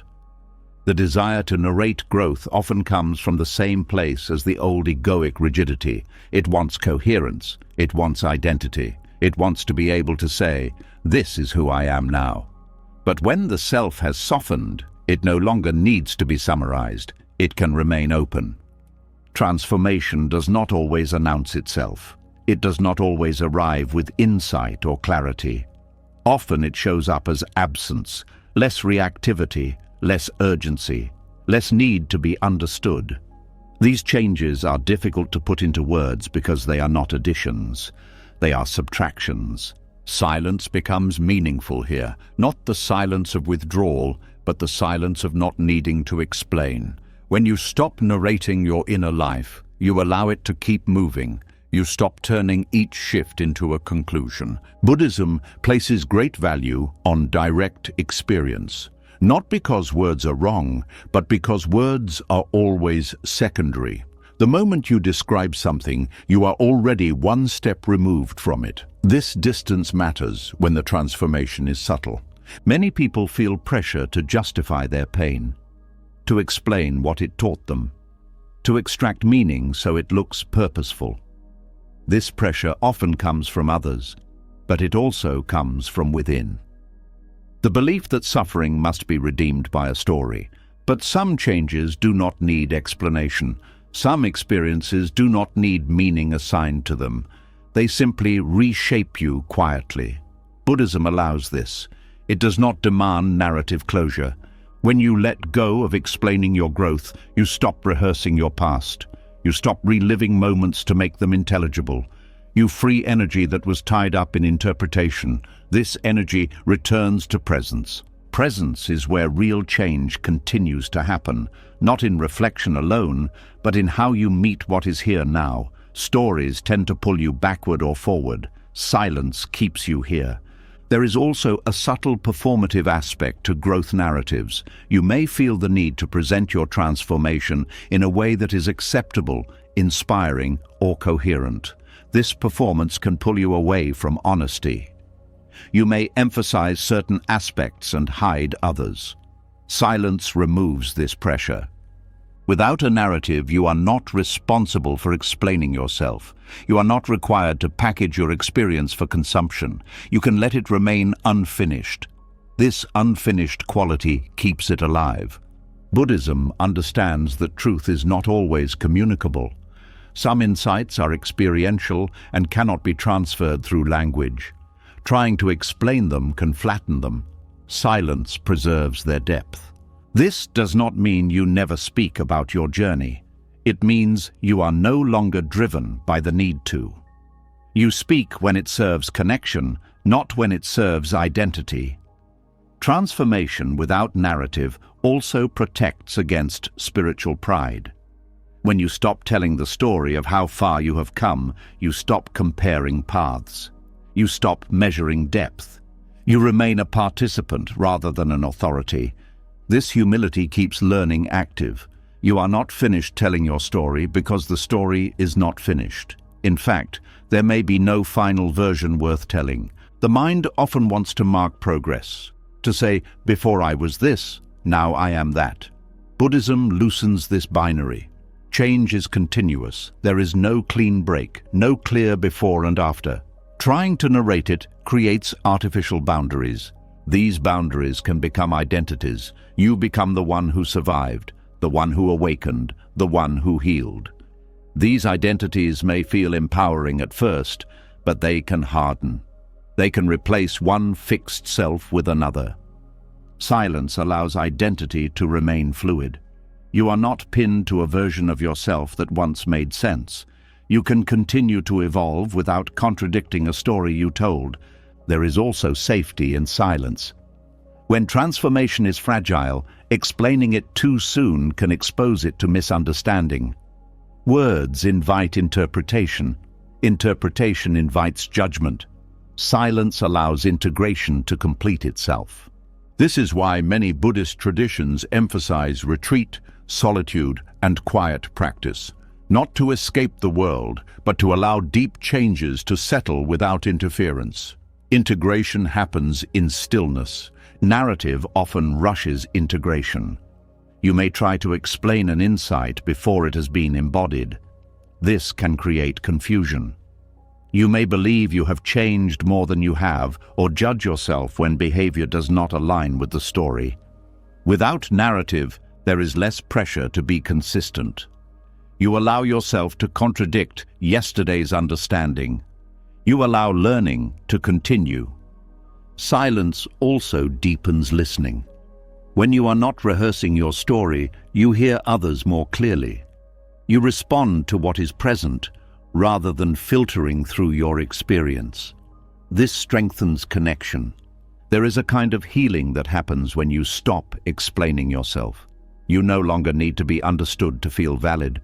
You no longer need to prove that your pain mattered or your growth is real. It simply is. This can feel unsettling at first.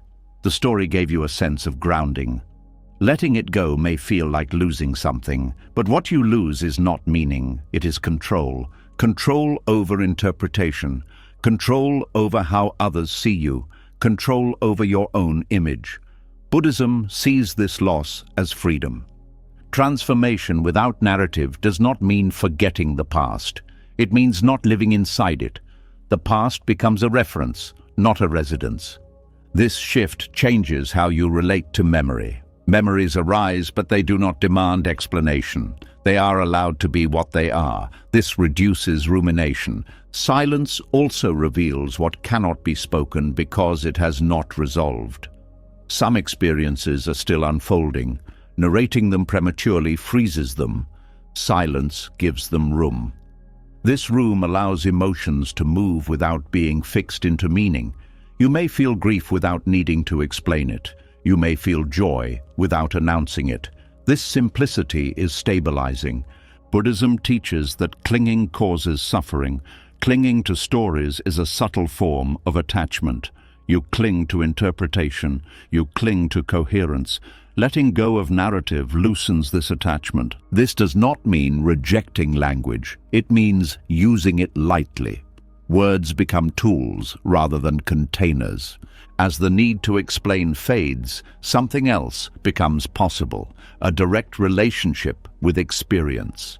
You stop asking what this means and start asking how this feels, how this moves, how this passes. This immediacy brings relief. You are no longer living one step removed, you are here. Transformation continues in this quiet way, not because you are tracking it, but because life keeps shaping you.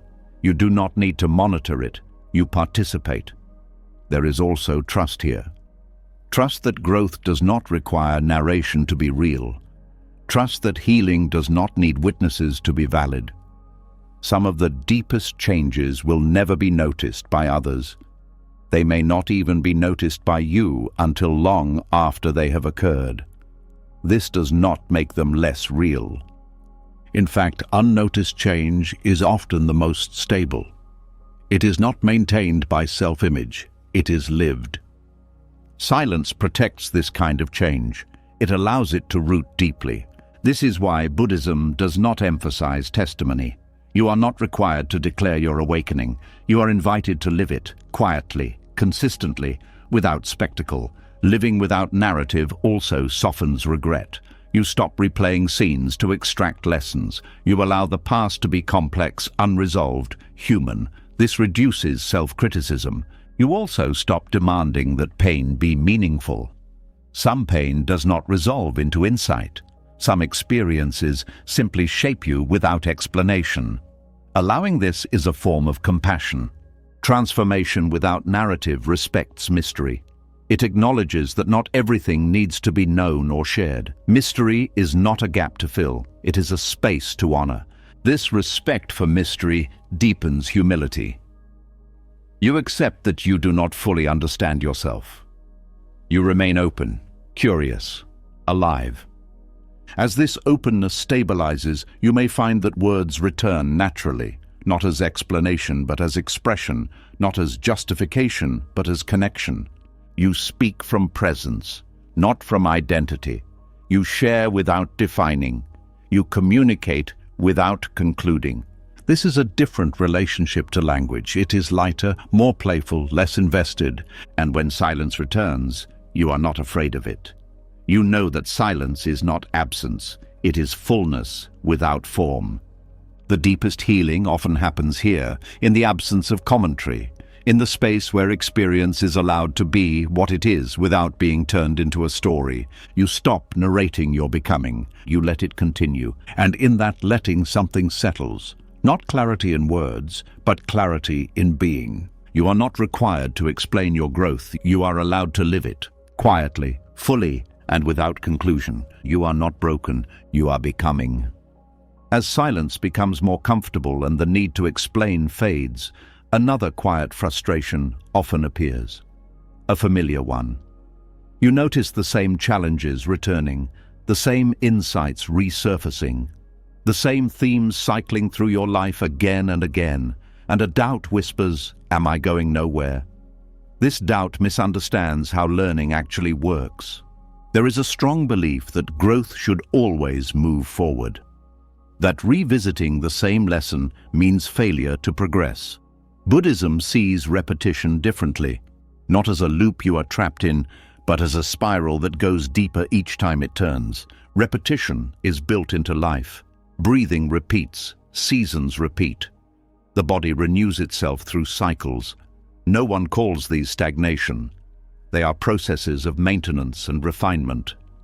Inner growth follows the same logic. When a lesson returns, it is not because you ignored it. It is because you are ready to meet it from a new place. Each repetition happens under different conditions, with different awareness, with different capacity. What looks the same on the surface is not the same internally. The mind wants novelty. It wants the feeling of advancement, new ideas, new insights, new practices. Repetition feels dull by comparison, but depth rarely feels exciting. It feels familiar, subtle, quiet. Buddhism does not prioritize novelty. It prioritizes understanding, and understanding matures through repeated contact.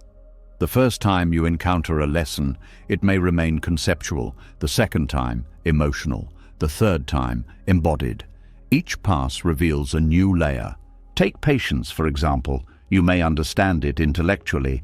Later, you practice it under mild stress. Later still, you are tested under real pressure. Each repetition refines your relationship to patience. None of these stages cancel the others. They build on each other. This is why Buddhist practice often feels repetitive. Sitting again, breathing again, observing again. The repetition is intentional. It allows insight to sink below the level of thought. The belief that repetition equals failure comes from a goal-oriented mindset. You expect to graduate from lessons, to check them off. Buddhism challenges this. It sees life as an ongoing curriculum without a final exam. Revisiting the same emotional patterns, the same relational challenges, the same inner tensions is not a sign that you are stuck. It is a sign that these areas are central to your path. They return because they matter. Each return gives you a chance to respond differently. Even a small difference counts. A shorter reaction time, a softer inner voice, a quicker recovery. These shifts are easy to miss if you are looking only for dramatic change. Repetition also builds humility. You stop expecting mastery. You accept that some lessons accompany you for life. This acceptance reduces frustration. You work with what is present instead of wishing it away. Buddhism teaches that clinging creates suffering. Clinging to progress is a subtle form of this. When you demand constant forward movement, repetition feels threatening. When you release this demand, repetition becomes instructive. There is also compassion in repetition. You learn to be patient with yourself. You stop scolding yourself for not being done. This patience creates a supportive environment for deeper change. Repetition reveals where understanding is still partial. You may think you have forgiven someone until a similar situation arises and resentment returns. This does not mean forgiveness failed. It means it was incomplete. The return offers an opportunity to deepen it. In this way, repetition is diagnostic. It shows you where work remains, not as criticism, but as guidance. Buddhist teachings often emphasize practice over insight. Insight can be sudden, practice is repetitive. Practice integrates insight into daily life. Without repetition, insight remains abstract. Repetition also trains the nervous system. Calm responses are learned through repeated exposure. You cannot think your way into stability.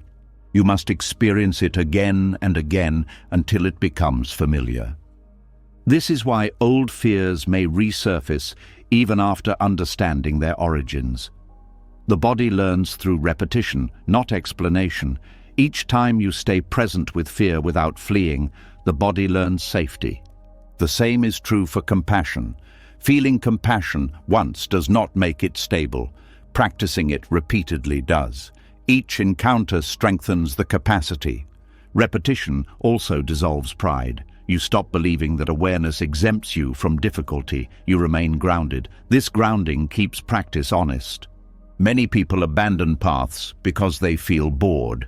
They mistake boredom for stagnation. But boredom often arises when the mind no longer receives stimulation. Beneath boredom, something deeper is happening. When novelty fades, you are left with what is essential. Repetition strips away distraction. It forces you to meet the same material without the excitement of discovery. This meeting is uncomfortable, but it is where real work happens. Buddhism calls this the long path. Not dramatic, not glamorous, steady, reliable. Repetition also builds trust. You see that even when lessons return, you are not undone. You handle them better. You recover faster. This trust reduces fear of recurrence. Fear often drives the desire to move on quickly. You want to escape discomfort permanently. Buddhism shows that escape is not required. Familiarity reduces threat. When a lesson becomes familiar, it loses power. Not because it disappears, but because it no longer overwhelms. This familiarity is earned through repetition. Repetition also reveals impermanence. Each time a lesson returns, it does so differently. Conditions change, you change. This variation shows that nothing is static, even within repetition. This understanding prevents despair. You stop telling yourself that nothing ever changes. You see subtle evolution. Buddhist practice often uses the same teachings repeatedly, not because there is nothing new to say, but because each hearing lands differently. A teaching heard 10 years later is not the same teaching. Your life is the same. The same themes return because you are different each time. Repetition also allows compassion to deepen. You recognize how long it takes to change. You extend this patience to others. You stop expecting quick resolutions. This patience reduces conflict. You meet others where they are, not where you think they should be. You recognize repetition in them as well. The Dharma of repetition also teaches commitment. You continue even when it feels ordinary. This commitment builds resilience. Repetition is where discipline becomes devotion, not forced, but chosen. You return because you trust the process. Buddhism does not promise novelty, it promises depth. Depth is not achieved by constant change, it is achieved by staying. Staying with the same practice, staying with the same questions, staying with the same challenges. Each stay refines perception. You notice subtler details. You respond with greater sensitivity. Over time, repetition becomes comforting. The familiar lesson no longer triggers despair. It signals an opportunity to deepen. This shift changes your relationship to difficulty. You stop asking why this again. You start asking how this now. The now matters. Each repetition is unique in time. Treating it as identical to the past obscures this uniqueness. Repetition also reduces urgency. You stop racing to finish. You accept that some lessons unfold over decades. This acceptance brings peace. Buddhism honors slow ripening. It does not rush insight. It allows wisdom to mature naturally. The mind often wants closure. Repetition resists closure. It keeps the path open. This openness is not failure. It is freedom from finality. Revisiting lessons also builds compassion for your earlier selves. You see how far you have come, even if the lesson remains. You stop dismissing past effort. This compassion integrates your history rather than rejecting it. The Dharma of repetition teaches you how to live without demanding resolution. You learn to coexist with ongoing learning. This coexistence is stability, not the absence of challenge, but the ability to meet it repeatedly without collapse. Repetition also reveals what truly matters. Superficial concerns fade. Core lessons remain. These core lessons shape character. Character is not built through novelty, it is built through repetition. Each time you choose awareness over reaction, you reinforce a direction. This reinforcement accumulates. Eventually, repetition transforms into embodiment. The lesson no longer feels like a lesson, it feels like a way of being. This embodiment is quiet. It does not announce itself. It is lived. The repetition that once frustrated you becomes the ground of trust. You know you can meet what arises. You stop fearing return. You stop measuring progress by disappearance. You measure it by depth. And depth reveals itself not through change of content, but through change of relationship. The same lessons return, but they no longer define you. They refine you. This is the Dharma of repetition, not stagnation, deepening. You are not stuck. You are learning how to stay, and in staying, you continue becoming. You are not broken. You are becoming. As repetition becomes familiar rather than discouraging, another quiet realization begins to form. The harder you tried to change before, the slower things seemed to move. The moments of real shift did not come from effort alone. They came when you stopped fighting. This realization feels almost wrong at first because everything you were taught says resistance is necessary. Buddhism points in the opposite direction. Acceptance is often misunderstood as giving up, as settling, as deciding nothing can change. But the acceptance spoken of here is something very different. It is the decision to stop arguing with what is already here. And paradoxically, this is what allows change to happen more quickly. Resistance consumes energy, not just mental energy, but emotional and physical energy as well. When you resist an inner state, part of you is constantly pushing against another part. This internal conflict creates tension. That tension slows learning. It tightens perception. It reduces flexibility. Radical acceptance releases this tension. When you stop trying to push an experience away, the system relaxes. And when the system relaxes, it becomes capable of reorganizing itself. This is not philosophy. It is observable. Think about moments when you were deeply anxious and tried to force calm. The anxiety likely intensified. But when you allowed the anxiety to be there without demanding its disappearance, it often softened on its own. Not instantly, but reliably. Acceptance removes the secondary suffering. The pain of pain is unavoidable at times. The pain of fighting pain is optional. When you drop the fight, what remains is workable. Buddhism does not ask you to like what is happening. It asks you to acknowledge it honestly. Acceptance is not approval. It is accuracy. You see clearly what is present without adding commentary about how it should not be this way. This clarity speeds change because it provides correct information. When you are resisting, perception is distorted. You see the emotion as an enemy. You exaggerate its threat. You narrow your options. Acceptance restores clarity. Non-resistance also builds trust. You learn that difficult states do not destroy you when you allow them. This trust reduces fear. Reduced fear allows exploration. Exploration leads to insight. Change driven by fear is unstable. It relies on constant vigilance. Change that arises from understanding is durable. It does not require constant effort to maintain. Radical acceptance also interrupts avoidance patterns. Many habits persist because they help you escape discomfort.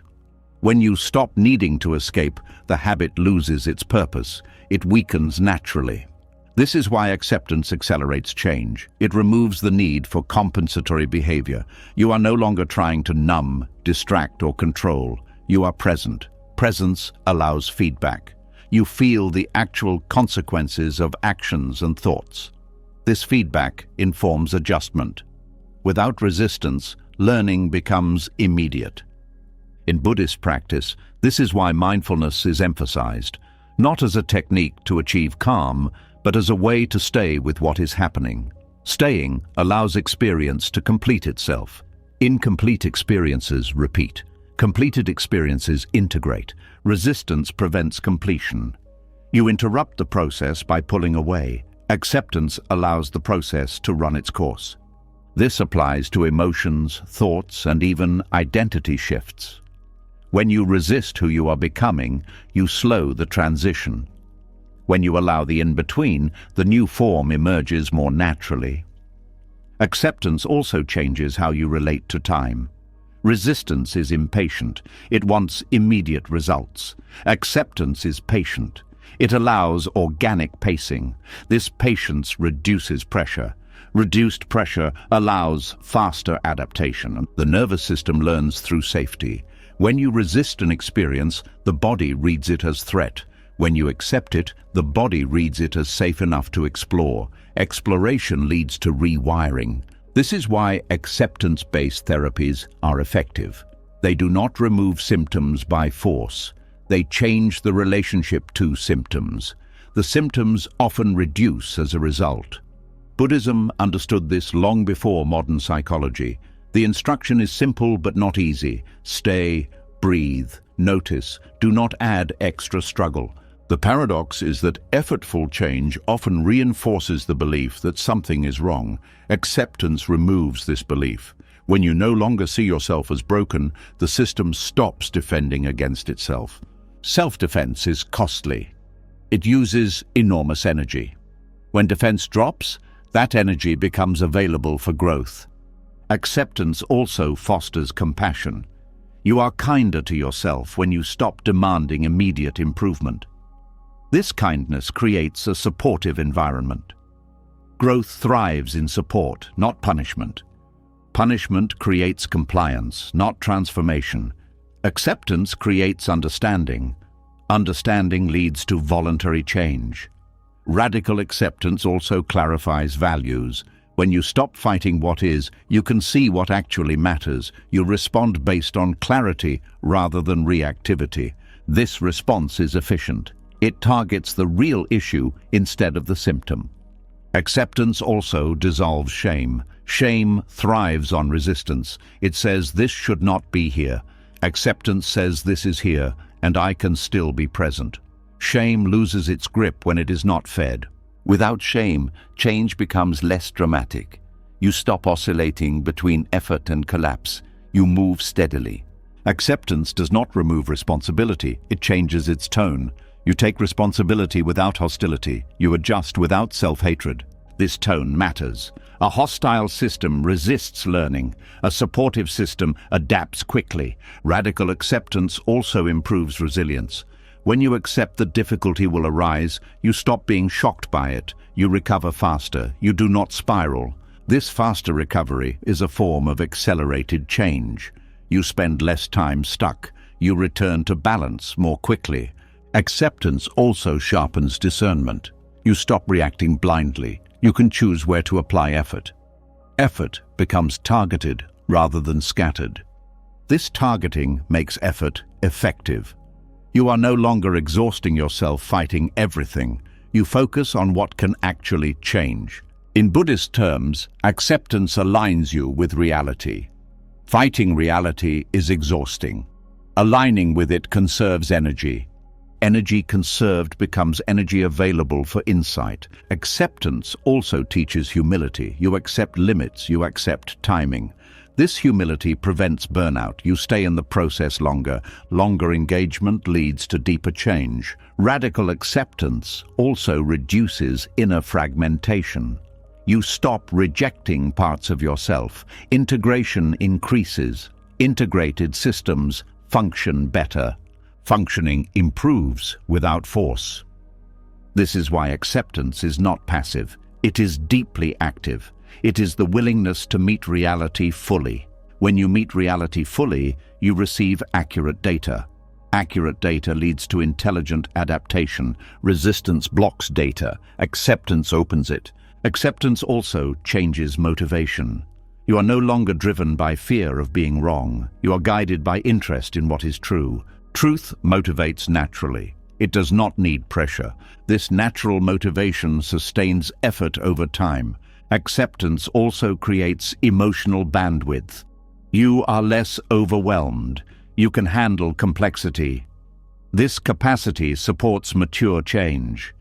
Mature change is not dramatic. It is consistent. Radical acceptance also allows grief. You grieve what is without rushing to replace it. This grief completes itself. Uncompleted grief repeats. Completion through acceptance prevents repetition. Acceptance also respects timing. Some changes require waiting. Forcing them early creates instability. Allowing them ripen creates stability. Stability allows further change. Acceptance also reduces comparison. You stop measuring yourself against ideals. You work with what is present. This focus improves effectiveness. Working with reality is faster than working against it. Acceptance also reduces cognitive load. You stop arguing internally. Mental clarity increases. Clarity supports insight. Insight supports change. The speed of change is not about intensity. It is about alignment. Radical acceptance aligns you with the actual conditions of your life. From this alignment, action becomes appropriate. Appropriate action produces results. These results are not always immediate, but they are reliable. Acceptance does not guarantee comfort. It guarantees honesty. Honesty accelerates learning. Learning accelerates evolution. This is the paradox. The moment you stop trying to force change, change begins to move on its own.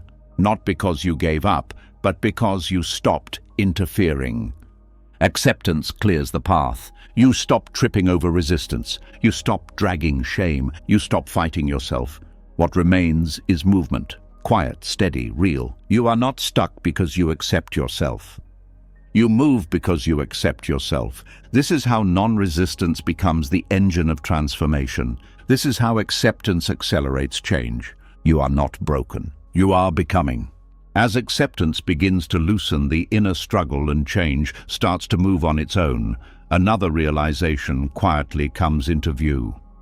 The question is no longer how to fix yourself or how to change faster. The question becomes simpler and more unsettling. Who is this self that has been changing all along? When you look closely, what you thought was solid starts to feel provisional. Supportive, yes. Necessary, yes, but not permanent. Identity often feels like who you are.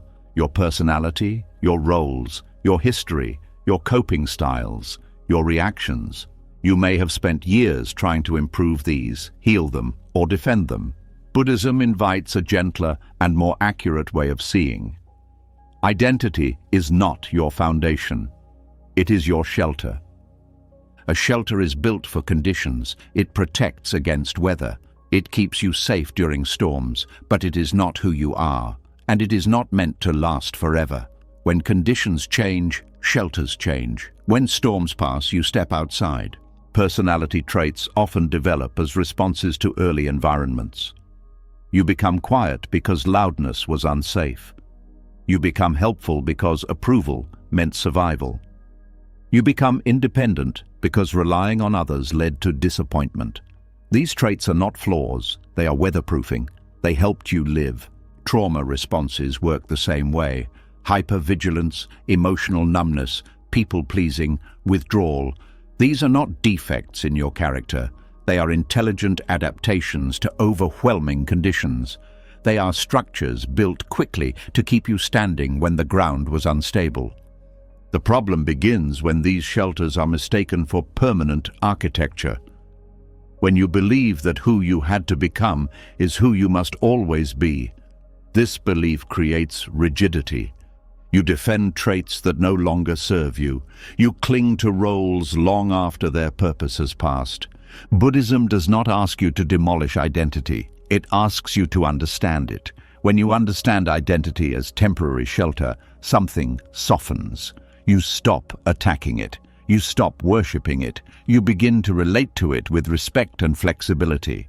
This shift matters deeply. When you see identity as permanent, any threat to it feels existential. Criticism hurts more. Change feels dangerous. Loss feels annihilating.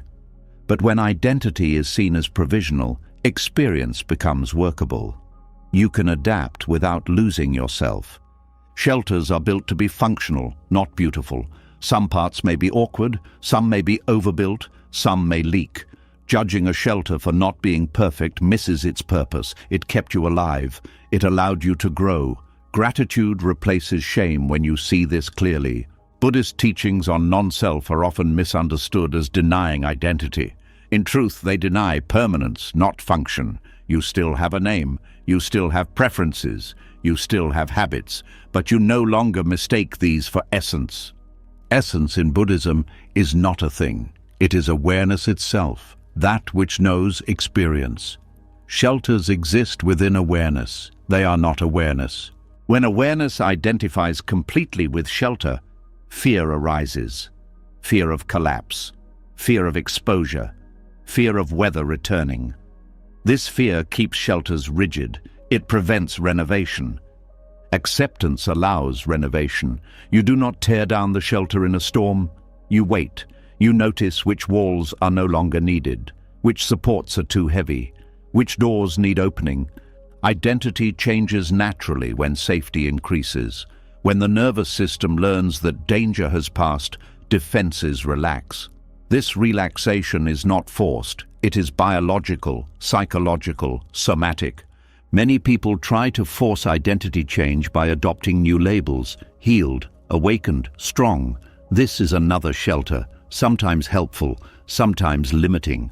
Buddhism encourages you not to settle too quickly into new structures. Roles also function as shelters, being the responsible one, the funny one, the broken one, the strong one. Roles organize relationships. They make interactions predictable, but when roles harden, they limit expression. You stop being able to respond freshly. Seeing roles as temporary allows play. You can step into them when useful and step out when they restrict. This flexibility reduces resentment. You are no longer trapped by expectations, including your own. Trauma responses deserve particular care. When people try to eliminate them aggressively, they often re-traumatize themselves.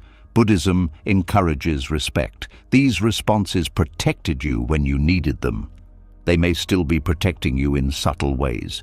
Healing does not mean erasing these responses. It means updating them, letting them know the conditions have changed. This update happens through experience, not argument. When you feel safe enough to soften, identity shifts on its own. You may find yourself reacting differently without effort, less guarded, less reactive, more spontaneous. This is not because you fixed yourself, it is because the shelter is no longer under constant threat. Seeing identity as shelter also reduces comparison. Shelters differ because storms differ. Judging yourself against someone with a different history makes no sense. Your structure reflects your weather. This understanding brings compassion toward yourself, toward others.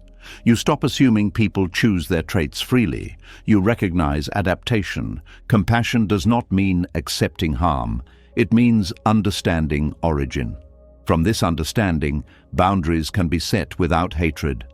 Identity as shelter also explains why change can feel scary, even when it is positive. Leaving a shelter exposes you. Even if the weather is clear, vulnerability feels risky. Buddhism encourages gradual exposure. You step out when ready. You return when needed. There is no requirement to abandon shelter completely. Some parts remain useful, some traits continue to serve. The key is knowing you are not the structure. This knowing creates freedom. You can renovate without panic. You can let parts fall away without collapse. The mind often wants a new permanent identity once the old one loosens. Buddhism cautions against this. Any identity, no matter how refined, becomes a shelter again. useful but temporary. Freedom lies not in having no shelter, but in not mistaking shelter for home. Home, in Buddhist terms, is presence, awareness that remains whether shelter stands or falls. When you rest here, identity becomes lighter. You still show up, you still act, you still care, but you are less burdened by maintaining an image. This lightness changes relationships. You listen more. You defend less. You adapt more easily. Conflict becomes less threatening. Identity as shelter also reframes shame. Shame often arises when you judge your shelter for being inadequate. When you see it as survival-based, shame dissolves. Respect takes its place. Respect allows integration. You no longer exile parts of yourself. You understand their function and allow them to soften naturally. This softening is not loss, it is maturation. As shelters loosen, you may feel periods of disorientation. Who am I without this role, without this response? Buddhism treats this not as crisis, but as transition. Transitions are uncomfortable, they involve exposure, but they also allow growth. You may notice that identity becomes more contextual. You respond differently in different situations without feeling fake. This is responsiveness, not inconsistency. A rigid identity insists on sameness. A flexible one allows appropriateness. Appropriateness is wisdom, acting in accordance with conditions rather than image. This wisdom reduces suffering. You are no longer forcing yourself into shapes that no longer fit. Seeing identity as temporary shelter also reduces fear of loss. When roles change or fall away, you do not disappear, you adjust. This adjustment is not passive, it is intelligent. You retain what serves and release what burdens. Buddhism encourages this discernment, not clinging, not rejecting, understanding. When identity is no longer defended as essence, curiosity returns. You explore who you are becoming without needing certainty. This exploration keeps the path alive. You are not trying to arrive at a final self. You are learning how to adapt with care. Shelters will continue to be built and dismantled throughout life. New storms arise, new needs appear. This is natural. Suffering comes from believing the current shelter is permanent, or that you are the shelter. Freedom comes from knowing you are the one who can build, inhabit, and leave shelters as needed. This knowing does not make you rootless, it makes you resilient. Resilience does not come from rigidity, it comes from flexibility. Identity as temporary shelter teaches this flexibility deeply. You stop asking, "Who am I really?" and start asking, "What is needed now?" This question aligns you with life rather than image. Life is not static. Neither are you. You do not need to demolish yourself to grow.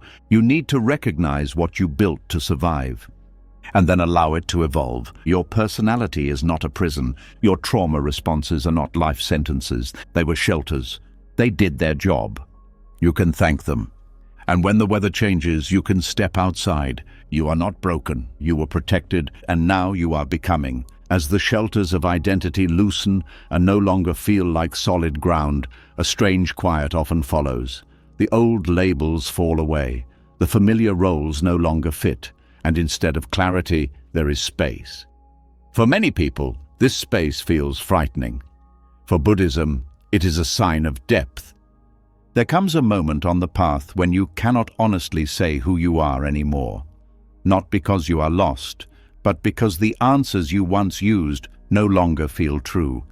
This moment is often mistaken for collapse. It is described as a crisis, a failure, a breakdown of self.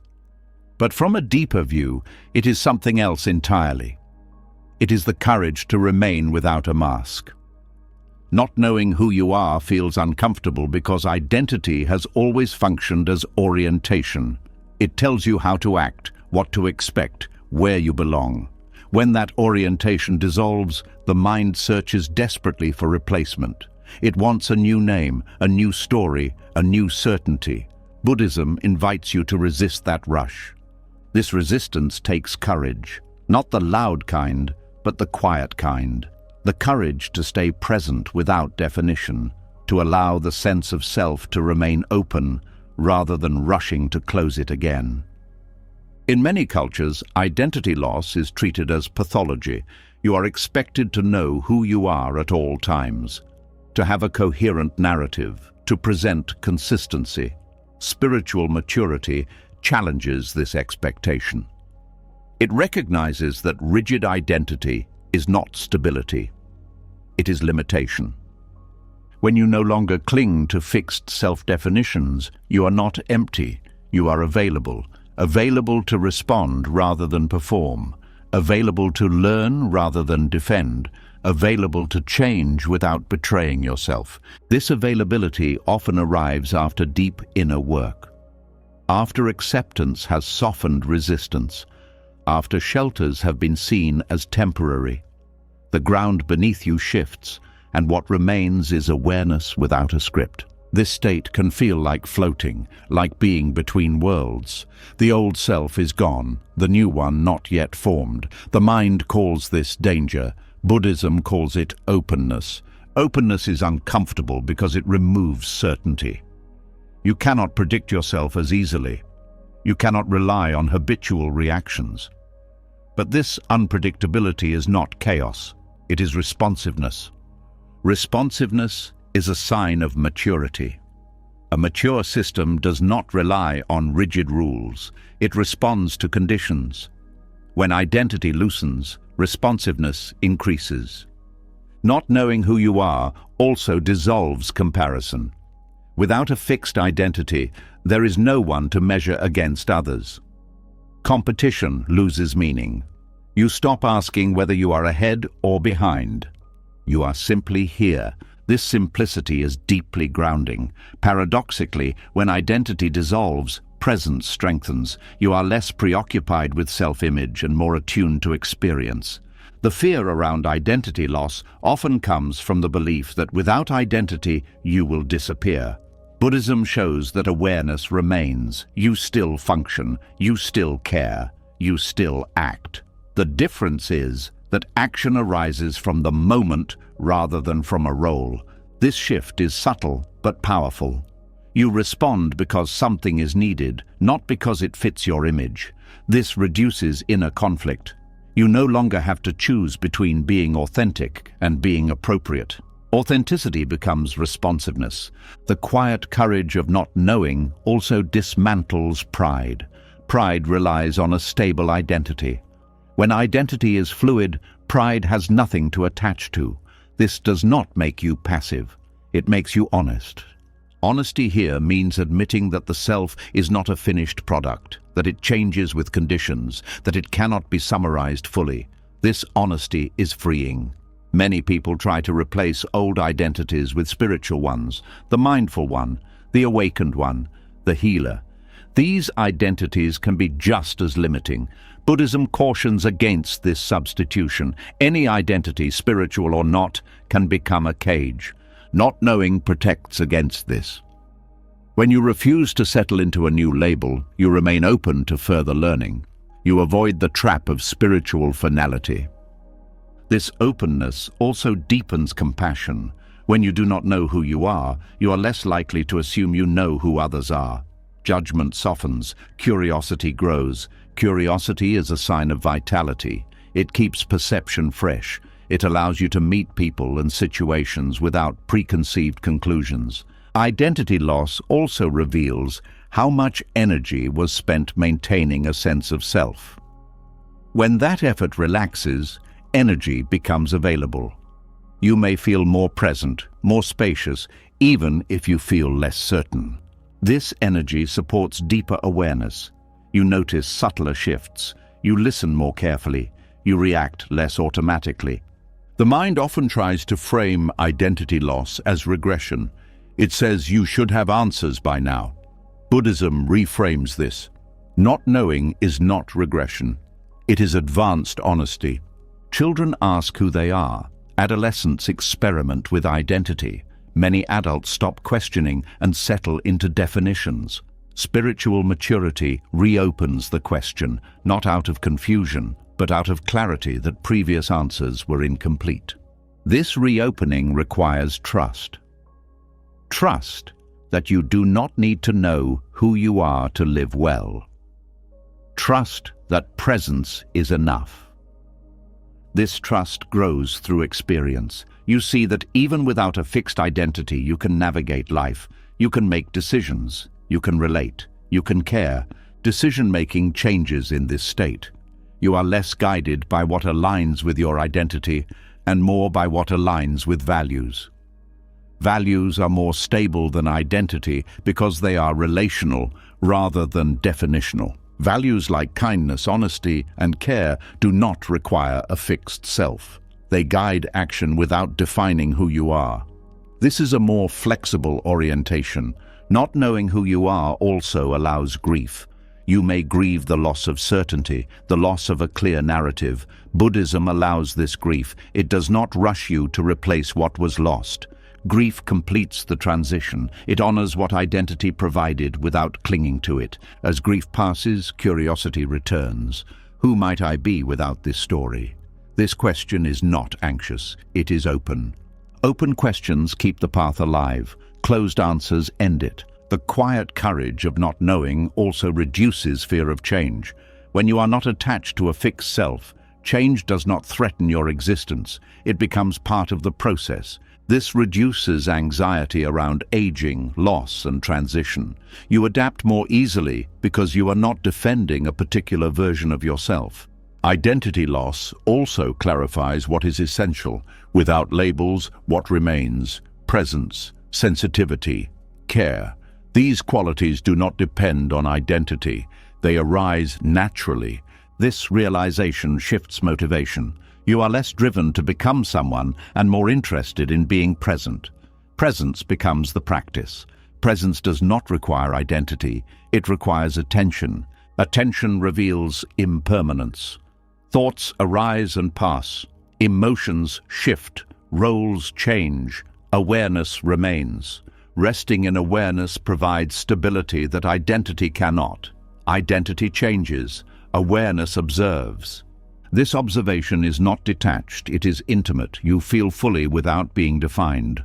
The courage to not know also invites humility. You accept that you do not have the final word on yourself. This humility keeps learning active. Learning without identity is less defensive. You can receive feedback without feeling attacked. You can adjust without losing face. This adaptability improves relationships. You are less reactive, more responsive, more present. Not knowing also reduces inner conflict. When you are not trying to live up to an image, you stop arguing with yourself. Decisions feel simpler. You act based on what feels true now. This simplicity is not simplistic. It is grounded. The mind may still crave definition at times. This is natural. Buddhism does not demand permanent openness. It allows movement between shelter and exposure. Sometimes you need identity, sometimes you need openness. Maturity is knowing when to use which. The quiet courage lies in not panicking when identity loosens, in trusting the process, in staying present. Many people retreat at this stage. They rebuild identity quickly to escape discomfort. Buddhism encourages patience. The discomfort is temporary. The openness is valuable. This openness allows deeper insight. You see how identity was constructed, how it was reinforced. This insight prevents future rigidity. You become skilled at holding identity lightly. You can step into roles when needed and step out when not. This flexibility is freedom. Freedom does not mean having no self. It means not being trapped by one. The quiet courage of not knowing who you are is a form of trust. Trust in awareness, trust in life, trust in process. This trust is not naive. It is informed by experience. You have seen that clinging creates suffering. You choose openness instead. Openness feels risky because it removes guarantees, but it also removes prisons. When you stop demanding an answer to who you are, you gain access to how you are, how you show up, how you respond. How becomes more important than who, how you listen, how you speak, how you act. These are alive in the moment. They do not require a label. This shift marks maturity. Not because you have transcended selfhood, but because you have learned not to cling to it. The quiet courage of not knowing is not emptiness, it is spaciousness. In this space, growth continues naturally. You do not force direction. Direction emerges. You are no longer driven by identity, you are guided by presence. This guidance is subtle, it does not shout, it whispers through attention. And as you learn to listen, the need to know who you are fades. You do not disappear, you become available to life as it is. This availability is strength. This is not crisis, this is clarity without conclusion. You are not lost, you are open, and in that openness, becoming continues. You are not broken, you are becoming. As the need to define yourself loosens and the courage to remain open grows, another question quietly rises. If you are no longer clinging to who you are, why does pain still appear? Why does suffering remain, even when awareness has deepened and understanding has matured? The answer is not what most people expect. It is not that something is wrong, it is that something is still forming. Suffering is usually treated as a problem to solve or a flaw to eliminate. Buddhism offers a more unsettling and more compassionate view. Some suffering exists not because you lack strength, wisdom, or insight, but because compassion has not yet completed its work. Pain can remain where empathy has not fully arrived. This does not mean suffering is good or necessary forever. It means suffering has a function beyond punishment or failure. It points to places where the heart has not yet learned how to include. Empathy is not automatic. It is learned through contact, through vulnerability, through being touched by experience rather than protected from it. Until empathy matures, suffering persists as a kind of signal. Not a moral signal, but a relational one. Much of human pain comes from separation. Feeling alone in experience, feeling unseen, feeling misunderstood. Even when you intellectually understand suffering, if it is still held in isolation, it continues. Compassion forms when isolation dissolves. Early in life, many people learn to survive by closing parts of themselves. Emotions are hidden, needs are suppressed, pain is endured silently. These strategies work for survival, but they interrupt the development of empathy toward oneself. Without self-empathy, pain becomes harsh and overwhelming. Buddhism teaches that compassion begins inwardly. Not as indulgence, but as recognition. When pain is met with curiosity instead of rejection, empathy starts to grow. Until that happens, suffering remains sharp. This is why insight alone does not end suffering. You may understand impermanence, non-self, and acceptance, yet still feel pain deeply. Understanding prepares the ground. Empathy completes the work. Unfinished compassion often shows up as self-criticism. You judge your pain instead of meeting it. You analyze instead of feeling. You explain instead of accompanying. This creates distance. Distance sustains suffering. Empathy closes that distance. It does not fix pain, it sits with it. This sitting changes the quality of experience. Pain held with empathy softens. Pain held without it hardens. Many people mistake empathy for agreement or weakness. Buddhism does not. Empathy is strength. It requires presence. It requires staying with discomfort without turning away. Suffering persists where presence has not yet been possible, where the heart still protects itself by distancing.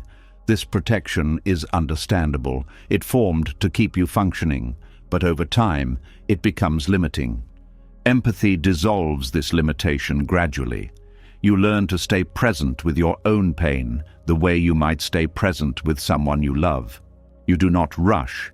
You do not judge. You do not demand resolution. This practice feels unfamiliar because most people were not taught to meet pain this way. They were taught to endure, escape, or overcome. Empathy offers a fourth option: accompany. Accompaniment changes everything. Pain that is accompanied no longer needs to shout. It no longer needs to escalate to be noticed. It trusts that it will be met. This trust is not conceptual, it is felt. The nervous system relaxes when it senses empathy. This relaxation allows processing. Processing allows integration. Integration reduces suffering. This is not quick work. Empathy matures slowly. It deepens through repeated contact. Each time you meet pain without resistance, compassion grows. Each time you turn away, the work remains unfinished. This is why suffering often returns in similar forms, not because you failed, but because empathy was partial. Each return is an invitation to deepen it. Buddhism understands compassion as wisdom in action, not sentimental kindness, but clear seeing that includes feeling. Wisdom without compassion becomes cold. Compassion without wisdom becomes overwhelmed. Suffering arises when these are out of balance. Unfinished compassion also explains why some people carry pain that does not seem to belong to the present moment. Old grief, old fear, old shame. These emotions were not fully met when they arose. They wait. They wait not for explanation, but for empathy. For someone finally to stay. This someone is often you. Developing empathy for your own suffering is not selfish. It is foundational. When you learn how to stay with your pain without abandoning yourself, you develop the capacity to stay with others. This is why compassion for all beings often arises after personal struggle, not before. Before suffering, empathy is abstract. After suffering, it is embodied. Buddhism calls this the cracking open of the heart. Not dramatic, not poetic, practical. The heart becomes more permeable because it has been touched. Suffering that has been met with empathy becomes wisdom, not because it disappears, but because it teaches you how to relate. Suffering that has not been met becomes bitterness or numbness. This is a crucial distinction. Two people can experience similar pain. One becomes closed, the other becomes compassionate. The difference is not strength, it is whether empathy was allowed to form. Empathy also has layers. You may feel empathy for yourself intellectually, but not emotionally. You may allow some feelings, but not others. Suffering persists in the places still excluded. Buddhism encourages total inclusion, not indulgence, but honesty. Every emotion deserves presence. None deserve exile. Exiled emotions create suffering because they operate in isolation. Included emotions integrate. This inclusion does not mean being overwhelmed, it means being available. Availability builds capacity over time. Empathy also transforms how you see others suffering. You stop judging, you stop comparing, you recognize pain regardless of its source. This recognition softens your responses. The world feels less hostile when empathy matures. Not because harm disappears, but because you no longer face it alone. Unfinished compassion often shows up as urgency. You want pain to stop quickly. This urgency is a sign that empathy is not yet stable. Stable empathy is patient. It does not rush. Patience is not passive. It is attentive. It stays. This staying is what suffering has been waiting for. When you finally stay, something shifts. Not dramatically, quietly. The pain feels less sharp, less personal, more workable. This does not mean life becomes easy. It means life becomes shared. Shared pain is lighter than isolated pain. Empathy also dissolves shame. Shame survives on isolation. When pain is met with compassion, shame loses its power.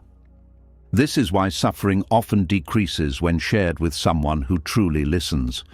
Buddhism teaches you to become that listener for yourself.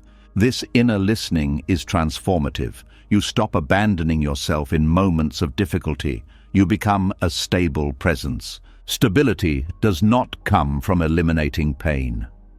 It comes from being able to stay with it. Suffering as unfinished compassion also reframes meaning.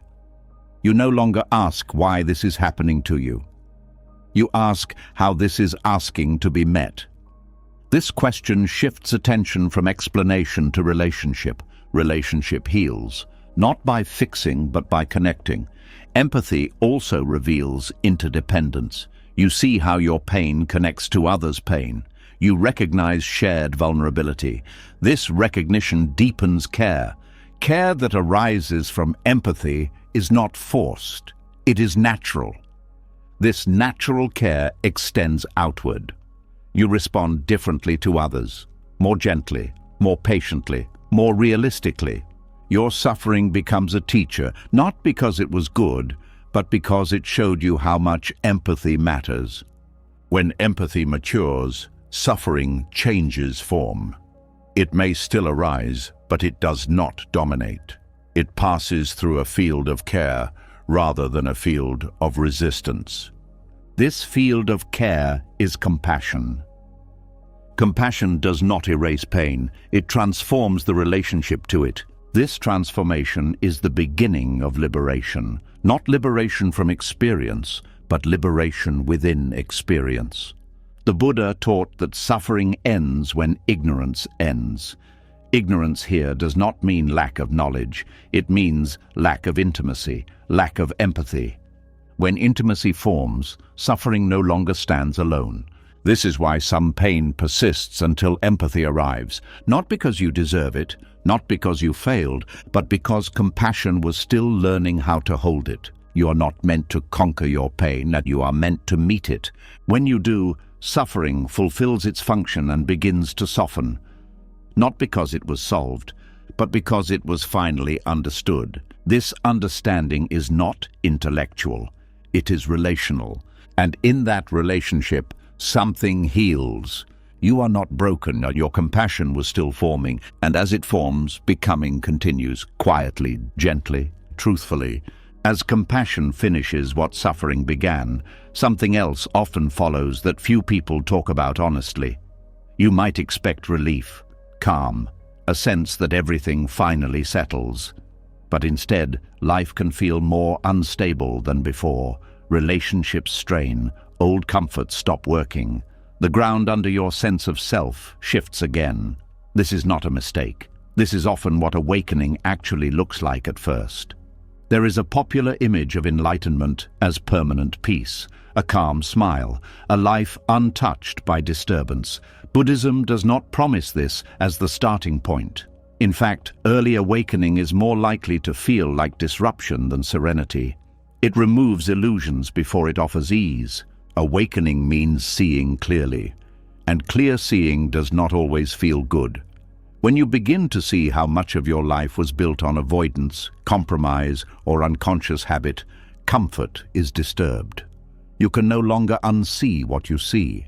This creates tension between awareness and the structures of your life. Old comforts often depend on unconsciousness, distraction, routine, agreement not to look too closely. Awakening disrupts these agreements. Things that once soothed you may start to feel empty. Conversations may feel shallow. Activities may feel misaligned. This loss of comfort can feel like loss of self. Relationships are especially affected. When you change internally, relational dynamics shift. You may become less willing to play certain roles, less patient with dishonesty, less able to ignore what feels wrong. This can confuse or threaten others. It can also confuse you. People may say you have changed, sometimes with concern, sometimes with resistance. Awakening removes your ability to maintain harmony at the cost of truth. This does not make you better than others. It makes you less able to pretend. This can feel lonely, not because you are superior, but because your inner reference point has moved. You are no longer guided primarily by approval or familiarity. You are guided by alignment. Alignment can disrupt belonging before it creates a deeper form of it. Self-image also destabilizes. You may no longer recognize yourself in the mirror of your own expectations. The traits you once relied on may no longer feel authentic. Confidence may waver. Certainty may disappear. This is not regression, it is reorganization. Awakening dissolves false stability. It removes the sense of control that came from not seeing clearly. What replaces it at first is not peace, but honesty. Honesty can be unsettling. Buddhism recognizes this phase and does not rush it. It understands that the nervous system needs time to adjust. Seeing truth faster than you can integrate it creates strain. This strain is not failure. It is a sign that awareness is ahead of habit. Enlightenment is not a single event. It is a process of alignment catching up to insight. Early insight exposes misalignment. Later practice integrates it. This is why awakening can initially increase sensitivity. You feel more, you notice more, you react more strongly at first. Old numbness fades before new stability forms. This can feel overwhelming. Many people panic here. They assume something has gone wrong. They try to retreat back into comfort. Buddhism encourages patience. This phase passes when integration is allowed. Integration requires gentleness. You cannot force peace. You must allow the system to reorganize at its own pace. Pushing for calm often recreates suppression. Awakening also disrupts ambition. Goals that once motivated you may lose their appeal. You may question paths you committed to. This questioning can feel destabilizing, but it is necessary. You cannot continue walking toward what no longer fits. This does not mean you abandon responsibility. It means you renegotiate it from alignment rather than obligation. The destabilization of awakening also reveals grief. Grief for lost illusions, for relationships that cannot continue unchanged, for identities that no longer hold. This grief is real. Buddhism allows it. Grief is not a sign you are wrong to awaken. It is a sign you cared. Awakening also removes certain protections. You may find it harder to ignore injustice, harder to numb pain, harder to tolerate harm. This can make the world feel harsher at first. But this sensitivity is not weakness. It is awareness before resilience has fully formed. Over time, resilience grows. The early stages of awakening often involve oscillation, moments of clarity followed by confusion, openness followed by contraction. This is normal. The system is learning a new way of being. Peace does not arrive all at once. It arrives in layers, first as honesty, then as stability, finally as ease. Many people give up during the honesty phase. They mistake discomfort for failure. Buddhism emphasizes that this discomfort is transitional. Awakening also challenges social identity. You may no longer fit neatly into groups that once defined you. This can create a sense of exile, but it also creates space for more authentic connection. Authentic connection often comes later. It cannot be forced. It arises when you stop performing. Self-image instability is especially uncomfortable. You may not know how to describe yourself anymore. Titles feel hollow, labels feel limiting. This is a sign that identity is loosening. Loosening identity creates freedom, but first it creates uncertainty. Uncertainty feels unsafe until trust develops. Trust develops through experience. You learn that you can function without rigid self-definition. You learn that presence is enough. Awakening also reveals internal conflict. Parts of you may resist change. Old habits may fight back. This inner tension can feel chaotic. Buddhism does not interpret this as backsliding. It sees it as negotiation. Old patterns do not disappear instantly. They need reassurance. This reassurance comes from compassion, not force. Awakening without compassion becomes harsh. Compassion softens the transition. Relationships that survive this phase often deepen. Those that do not may fall away. This loss is painful, but clinging would create more suffering. Awakening also changes how you experience pleasure. Superficial pleasures may lose intensity. Deeper joys may take time to appear. This gap can feel bleak, but it is temporary. As sensitivity recalibrates, joy returns in quieter forms, less dramatic, more stable. Early awakening also brings ethical sensitivity. You may feel troubled by actions you once ignored. This sensitivity can feel burdensome. Over time, it becomes clarity. You act more consistently with your values. This consistency brings peace. The discomfort of awakening often comes from living between worlds. The old way no longer fits. The new way is not yet embodied. This in-between is uncomfortable. Buddhism honors this liminal space. It does not rush you through it. Awakening also removes excuses. You see more clearly where choice exists. This can feel heavy. Responsibility increases. But responsibility here is not blame. It is responsiveness. You respond because you see. Seeing deeply is tiring at first. You may need more rest, more solitude. This is not withdrawal. It is integration. Integration takes time. Awakening unfolds at different speeds for different people. Comparison here is unhelpful. Peace that comes too quickly is often suppression. Real peace is earned through honesty and integration. The early destabilization of awakening is a sign that illusions are dissolving. Illusions once provided comfort. Without them, things feel raw. Rawness is temporary. It gives way to steadiness. Steadiness is not numbness. It is the ability to stay present without being overwhelmed. This steadiness develops gradually through repeated contact with reality. Awakening is not an escape from life. It is deeper entry into it. This entry feels disorienting because you are no longer buffered by unconsciousness. But what you gain is freedom from false stability. False stability eventually collapses anyway. Awakening allows collapse to happen consciously. This conscious collapse is less destructive. It makes room for rebuilding on truth. Rebuilding takes time. It is uneven. It requires patience. Buddhism emphasizes the long view. Awakening is not a finish line. It is a beginning.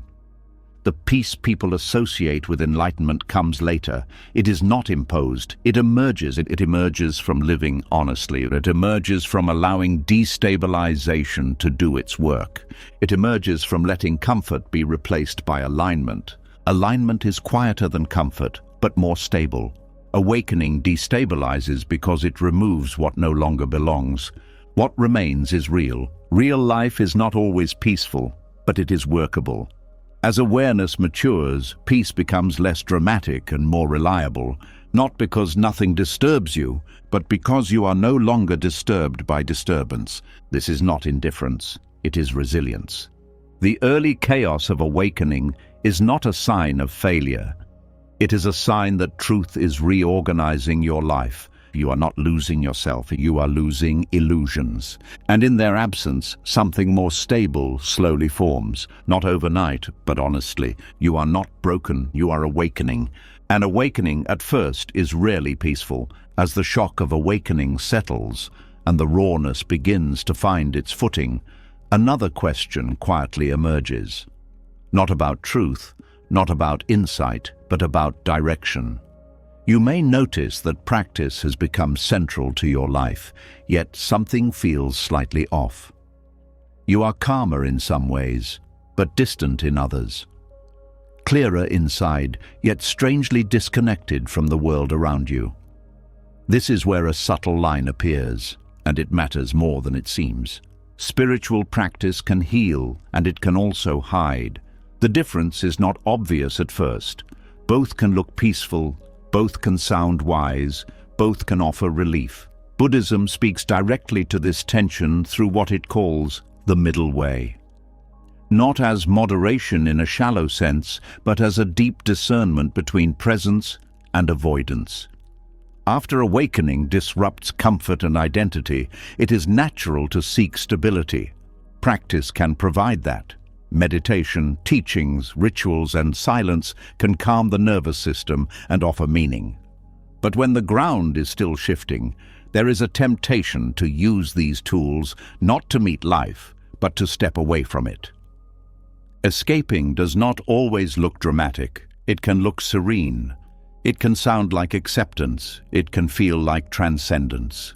But beneath it, there is often a tightening, a narrowing of engagement, a subtle withdrawal from the messiness of human life. Healing moves toward life, escaping moves away from it.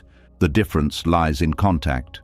Healing increases your capacity to stay present with difficulty, complexity, and relationship. Escaping reduces contact under the banner of peace. You may feel less disturbed, but also less available. Buddhism never taught withdrawal from life as liberation. The Buddha himself returned to the world after awakening. He engaged, he taught, he listened. He dealt with conflict, illness, loss, and misunderstanding. Awakening did not remove him from life, it rooted him more deeply within it. The middle way is about balance, but not balance between extremes on the surface. It is balance between clarity and compassion, solitude and relationship, inner work and outer responsibility. When this balance tips too far in one direction, practice loses its grounding. One sign of escaping is using spiritual language to dismiss unresolved pain. Saying things like, "Everything is empty, so it doesn't matter," or "This is just ego," instead of meeting grief, anger, or fear directly. This is not wisdom. It is avoidance dressed in insight. Another sign is a shrinking of empathy. If practice makes you less patient with others' struggles, less tolerant of emotion, or more detached from suffering, something is misaligned. True healing expands empathy even when it increases sensitivity. Escaping often arises from exhaustion. After intense destabilization, the system wants rest. This is understandable. The problem arises when rest turns into withdrawal, and withdrawal turns into identity. You may begin to identify as someone who is above certain concerns, beyond certain emotions, or uninterested in ordinary life. This identity feels safer than uncertainty, but it creates separation, and separation always brings suffering, even if it is quiet.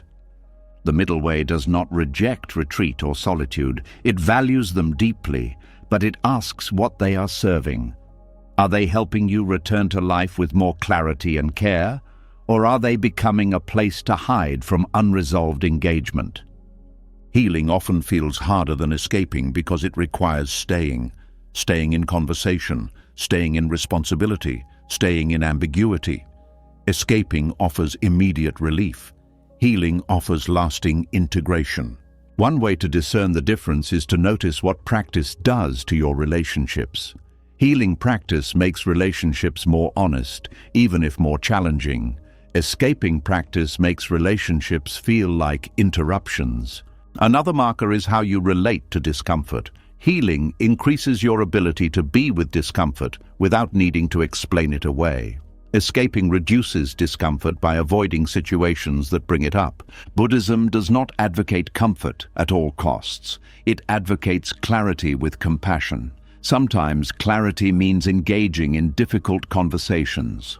Sometimes compassion means feeling pain rather than bypassing it. The middle way also applies to inner work. There is a point where constant self-examination becomes self-avoidance. You analyze endlessly but do not act. You reflect deeply but do not risk change. Healing moves insight into behavior. Escaping keeps insight in abstraction. Action here does not mean force. It means participation. You show up. You respond. You allow yourself to be affected. Escaping often carries a subtle fear of intimacy. Intimacy exposes vulnerability. Practice can become a way to remain composed rather than open. This composure is not peace, it is armor. The Buddha's teaching on the middle way emerged from his own extremes. Before awakening, he tried indulgence. Then he tried severe asceticism. Neither brought freedom. Freedom came from balance rooted in wisdom. This balance is dynamic, not fixed. At different times, you may need more inner work or more outer engagement. The middle way is not a rule, it is a continuous inquiry. A useful question is whether practice is making you more human or less, more patient or more distant, more grounded or more abstract. These answers change over time, and honesty is required. Healing does not eliminate struggle, it changes how you relate to it. Escaping tries to eliminate struggle by narrowing life. Healing expands your capacity so struggle is no longer overwhelming. Another sign of escaping is spiritual perfectionism, the belief that you must maintain a certain state to be valid. This leads to suppression. Healing allows fluctuation. You are not required to be calm at all times. You are required to be honest. Honesty can be uncomfortable. It may reveal anger, desire, confusion, or grief that contradicts your spiritual self-image. The middle way asks you to include these without shame. Inclusion is healing. Exclusion is escaping. The middle way also protects against burnout. When practice is used to escape, energy drains over time. You become brittle. When practice supports healing, energy renews. You feel more alive, even when life is challenging. Buddhism emphasizes right effort, not too tight, not too loose. Too tight creates tension and self-judgment. Too loose creates drift and avoidance. Right effort feels steady, sustainable. This steadiness shows up in daily life. You handle ordinary tasks with care. You engage with responsibilities without resentment. You allow pleasure without guilt. Escaping often devalues the ordinary. Healing honors it. Washing dishes, listening to a friend, paying bills. These are not distractions from practice. They are practice. The middle way dissolves the split between spiritual and mundane. Life becomes the field of awakening, not something to transcend. This does not mean you stop questioning. It means questioning includes action. You test insights in relationship. You see what holds up. Healing requires feedback. Escaping avoids feedback. When practice isolates you from others' responses, it loses grounding. Another sign is how you respond to conflict. Healing allows conflict to be worked through. Escaping avoids it under the guise of peace. But unaddressed conflict does not disappear. It goes underground. The middle way encourages skillful engagement, speaking when needed, listening when needed, stepping back when needed. There is no single correct posture. This discernment develops over time. Mistakes are part of it. You may escape at times. You may over-engage at others. The path is forgiving. What matters is willingness to notice, to adjust, to return to balance. Healing practice leaves you more present in your body. Escaping often creates disconnection. You may feel spaced out, detached, or numb. Buddhism values embodiment. Awakening includes the body. The middle way integrates insight with sensation. You feel emotions fully. You inhabit your physical life. You do not float above it. This integration supports resilience. You can face difficulty without collapsing or withdrawing. Escaping often feels peaceful at first, but brittle. Healing may feel messy, but robust. The middle way also respects timing. You do not force engagement before you are ready. You do not hide indefinitely. You move in rhythm. This rhythm is personal. There is no template. Comparison is unhelpful. The Buddha emphasized compassion as a measure of practice. If compassion is shrinking, something is off. If compassion is deepening, even amid difficulty, practice is aligned. Compassion includes yourself. You do not shame yourself for wanting relief. You simply notice how you seek it. Noticing is enough to shift direction. The middle way is not about doing everything perfectly. It is about staying oriented toward life rather than away from it. Healing is messy. It involves setbacks. Escaping avoids mess. The middle way stays. Staying does not mean enduring harm. It means remaining engaged where growth is possible. Over time, this engagement brings a quieter peace, not the peace of avoidance, but the peace of belonging to life as it is. When practice supports this belonging, it is healing. When it undermines it, it is escaping. The difference is subtle. It requires ongoing attention, but you can feel it in the body, in relationships, in motivation. Healing feels alive. Escaping feels diminished. The middle way keeps you honest. It allows awakening to mature. It ensures that insight does not pull you away from life, but deeper into it. You are not here to disappear. You are here to participate, and when practice supports participation, it becomes a bridge rather than a refuge. A bridge between seeing and living, between insight and action, between becoming and being. You are not broken, you are learning how to stay.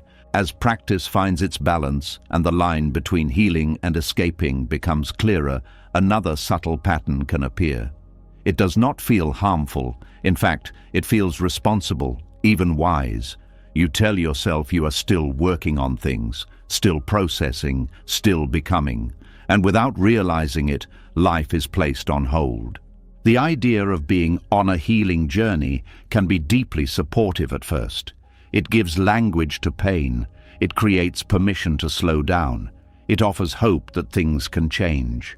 But when the journey itself becomes an identity, healing quietly turns into postponement. This trap does not announce itself as avoidance. It presents itself as depth. You may spend years preparing to live rather than actually living.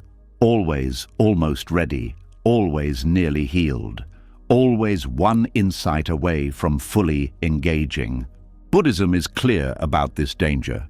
Attachment does not only form around pleasure or pain, it also forms around improvement, around progress, around the idea of becoming someone better in the future. When healing becomes something you must finish before you are allowed to live, it stops being healing. It becomes a delay mechanism. The language of the journey can keep you oriented toward the future indefinitely. You frame your life as something that will begin once enough inner work is done. Relationships, risks, creativity, joy are deferred. Not rejected outright, but postponed. This postponement often feels justified. You tell yourself it is responsible to wait until you are more stable, more aware, more healed. But stability does not arrive all at once. Awareness is not a finish line. Healing does not conclude with a certificate. Life happens now, not after you are ready. Attachment to healing often arises from fear. Fear of repeating mistakes, fear of being hurt again, fear of harming others.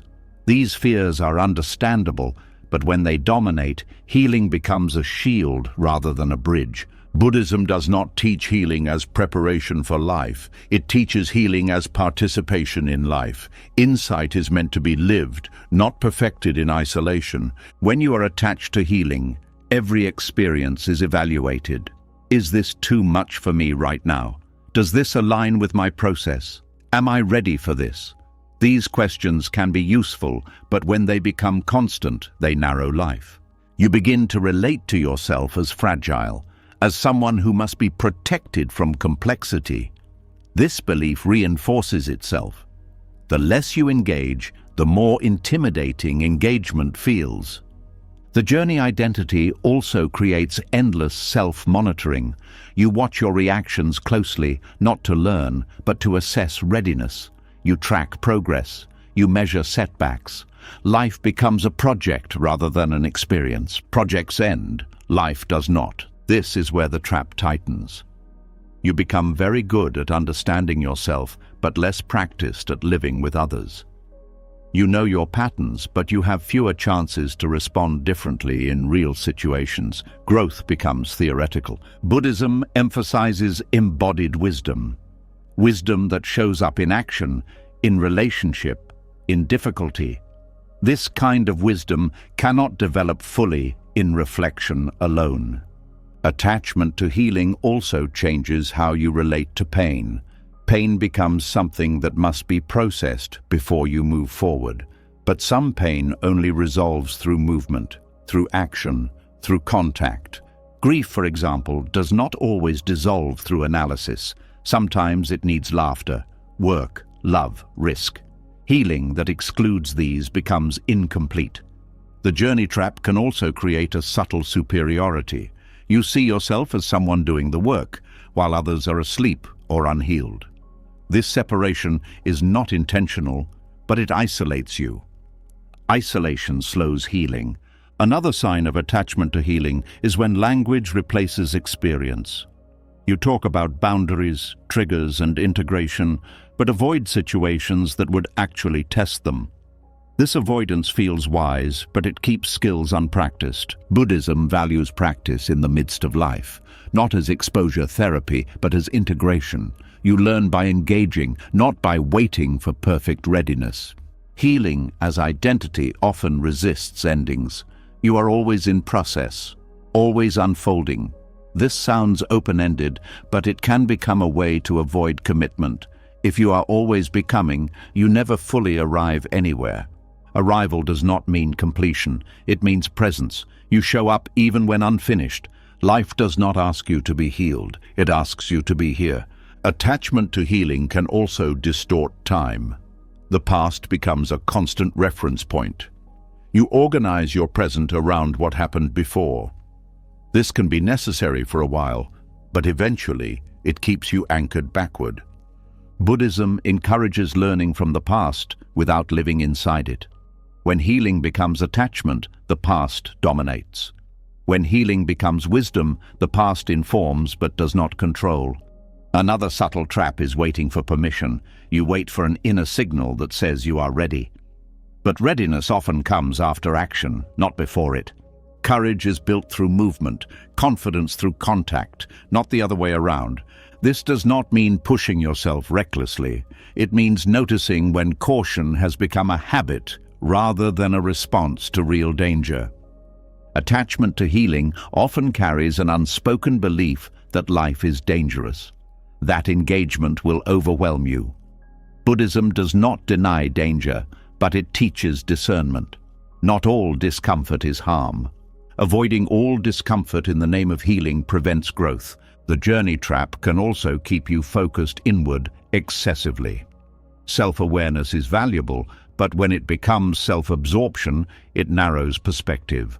You lose touch with the larger world. Buddhism emphasizes interdependence. Healing happens in relationship, not in isolation. Service, contribution, and care for others are not distractions from healing. They are expressions of it.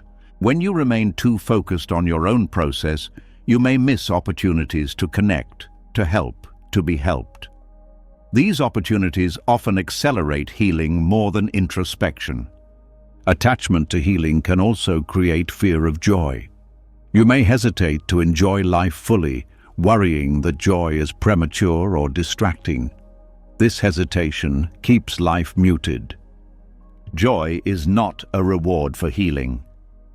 It is part of being alive. Buddhism does not teach postponement of life until suffering ends. It teaches engagement with life as suffering and joy coexist. Another marker of the trap is rigidity around practices. You believe certain routines are necessary to maintain progress. Disruption feels threatening. This rigidity creates anxiety. True healing increases flexibility. You can adapt practices to circumstances. You are not dependent on them for stability.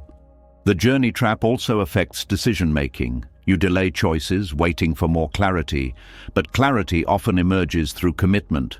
You learn by choosing and adjusting. Avoiding choice in the name of healing can lead to stagnation. Buddhism teaches right action, action aligned with awareness. Not perfect action, responsive action. Attachment to healing also keeps you identified with woundedness. You see yourself primarily as someone recovering.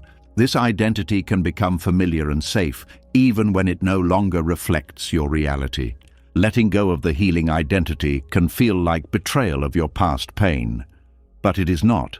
It is honoring the work that has already been done. You are allowed to move on, even if some pain remains. The trap tightens when healing becomes endless preparation. You read, reflect, meditate, but avoid risk. Risk is where life unfolds. This does not mean ignoring limits. It means questioning whether limits are current or inherited. Buddhism values discernment over rules. Discernment asks what is appropriate now, not what was necessary then. Living does not require being fully healed. It requires being willing to learn through experience. Healing that delays living creates a false order, as if healing comes first, then life. In reality, they happen together. When you live while healing, healing stays grounded.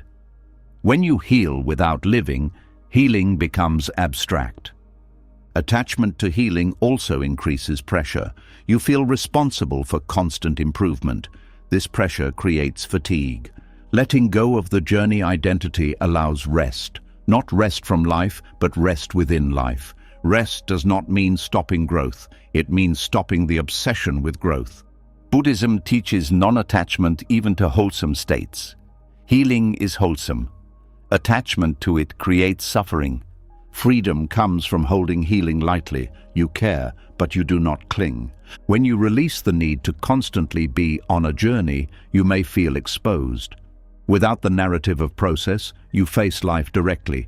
This exposure is vulnerable, but it is real. Reality is where wisdom functions. Living while unfinished is the practice. Showing up while imperfect. Loving while still learning. Acting while still uncertain. This is not recklessness, it is humility. Humility accepts that you will make mistakes, that you will learn as you go, that healing continues through living. The journey trap dissolves when you realize you do not need to arrive to begin. You are already here. Life is already happening.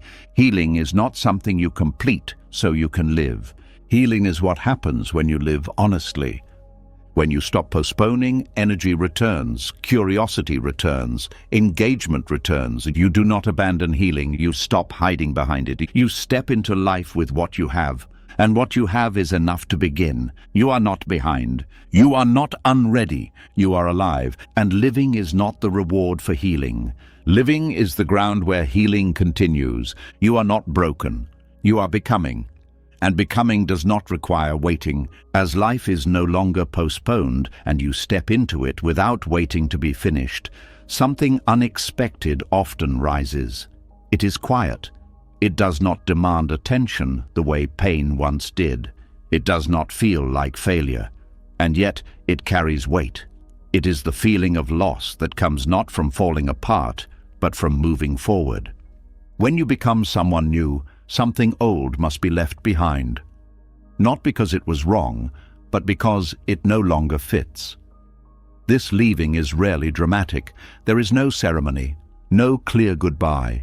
There is just a soft ache that appears when you notice you no longer respond the way you used to. You no longer want what once defined you. You no longer recognize certain versions of yourself. This ache is grief. Grief is usually associated with death, but this kind of grief is more subtle.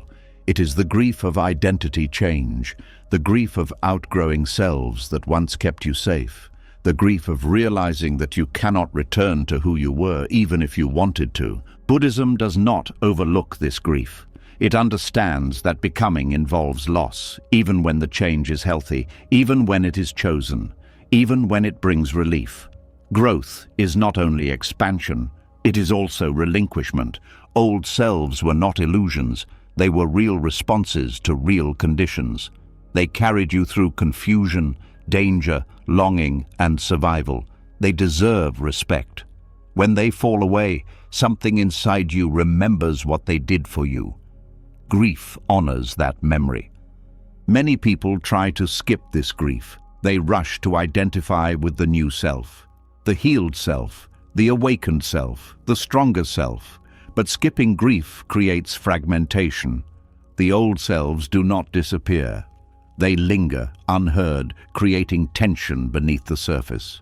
Mourning is not clinging. Mourning is acknowledging that something mattered, that it served a purpose, that it had a life of its own. Buddhism allows this acknowledgement without attachment. This is a delicate balance. You grieve without trying to go back. You remember without rebuilding. You thank without re-entering. The grief of becoming someone new often shows up unexpectedly. You may feel sadness without a clear reason, nostalgia for ways you once coped, tenderness toward versions of yourself you once criticized. This sadness does not mean you made the wrong choice. It means you are integrating change. Integration requires time. You cannot move forward fully while parts of you are still unacknowledged. Grief completes transitions. It allows the nervous system to register that a chapter has closed. Without grief, you may carry unconscious loyalty to the past. You may sabotage new ways of being out of respect for old ones. Mourning frees you from this conflict. Buddhism teaches impermanence, not as detachment from feeling, but as intimacy with change. Everything that arises passes, including selves, including identities, including coping strategies. Feeling the passing is part of wisdom. This grief is subtle because society does not recognize it. There are no rituals for becoming different, no shared language for outgrowing identities. You may feel alone in it. Buddhism offers companionship here. It names this experience as part of the path. The grief of becoming is also mixed with relief. You may feel lighter and sad at the same time. This complexity can be confusing. The mind wants clarity. The heart holds contradiction. Holding contradiction is maturity. You do not need to resolve it. You allow joy and sorrow to coexist. This coexistence deepens compassion. Old selves often formed around pain. Letting them go can feel like betraying that pain. As if moving forward means minimizing what you endured. Grief reassures you that nothing is erased. Your story is not denied, it is honored. Mourning also allows forgiveness. You forgive yourself for what you did not know, for choices made under pressure, for ways you coped that you no longer need. This forgiveness is gentle. It does not require justification. Without grief, self-forgiveness remains shallow. With grief, it becomes embodied. You feel the weight of what was carried. You feel the relief of putting it down. Buddhism does not rush this process. It understands that change happens faster than integration. Insight can outpace the heart. Grief allows the heart to catch up. You may notice resistance to grief, a belief that sadness means weakness, or that moving forward should feel only positive. This belief creates inner pressure. Buddhism releases this pressure by allowing full emotional range. Grief is not regression. It is completion. The subtle grief of becoming someone new also shows up in relationships. You may mourn dynamics that no longer exist. Conversations that no longer resonate, ways of connecting that no longer feel honest. This loss can feel isolating. You are not wrong for missing what you no longer want. Missing does not require returning. It requires honoring. Some relationships end, some change, some grow deeper. Grief allows you to accept these shifts without bitterness. Grief also protects against arrogance.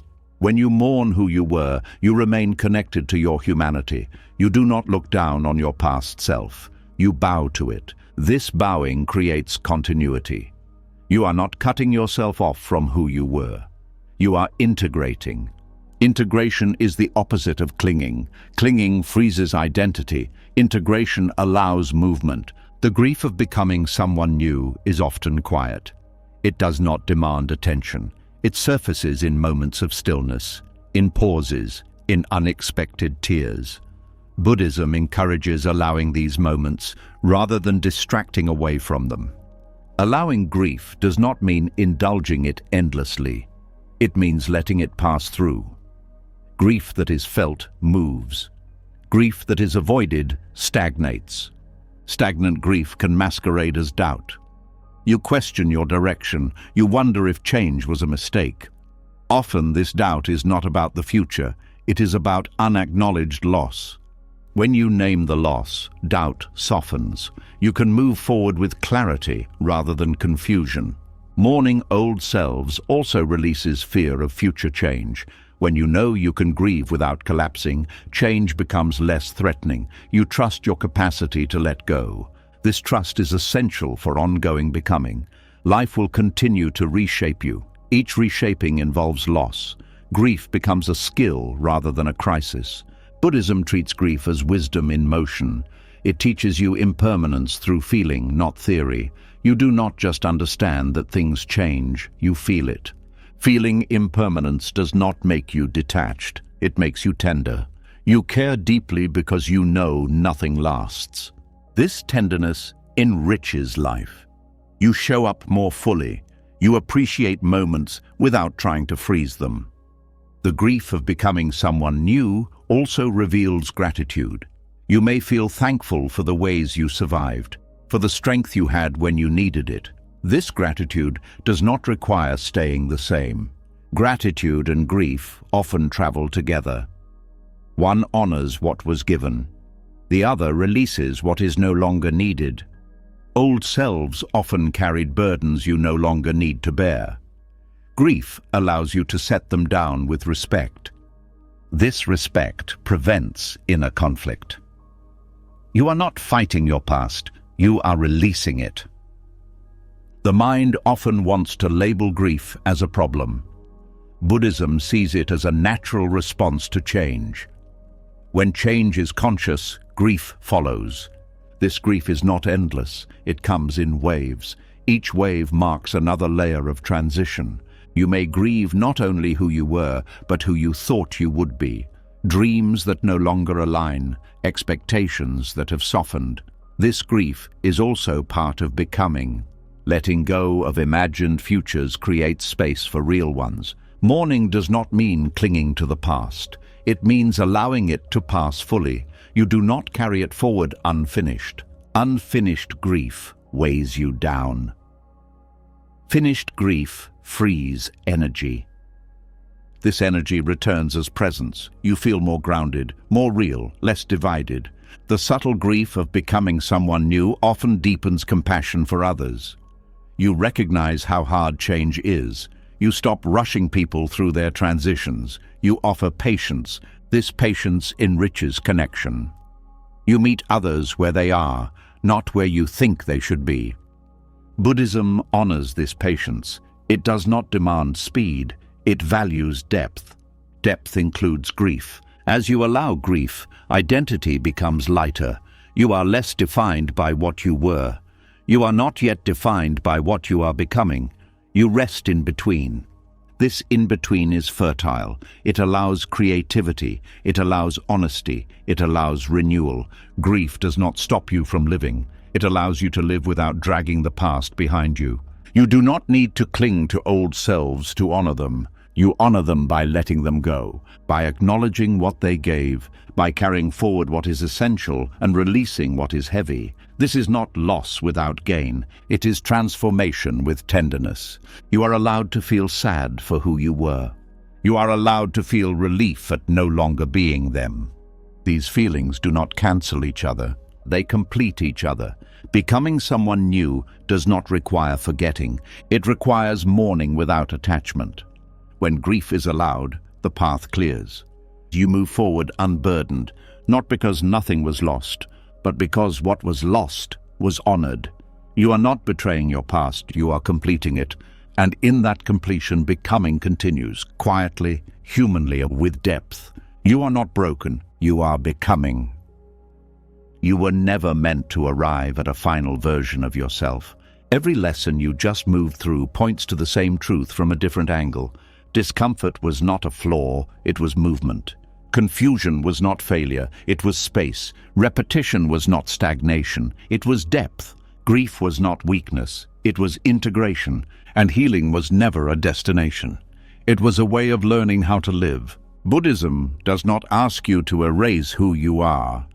It asks you to stop fighting what you are becoming, to see pain as information, not punishment, to see identity as something you inhabit, not something you are trapped inside, to understand that awakening does not always feel peaceful at first, but it always moves you closer to truth. If there is one thing to take with you, let it be this: you are not late, you are not failing, you are not unfinished in the wrong way. You are unfolding exactly as a human life does. If something in this series resonated with you, don't rush past it. Pause for a moment and leave a comment with one word that describes where you are right now. Not where you want to be, not where you think you should be, just where you are. Sometimes naming the moment is the first act of compassion. And if you want to keep exploring these ideas, slowly, honestly, without pressure, subscribe to the channel. These teachings are not about becoming someone else. They're about learning how to stay with yourself as you change. You are not broken, you are becoming.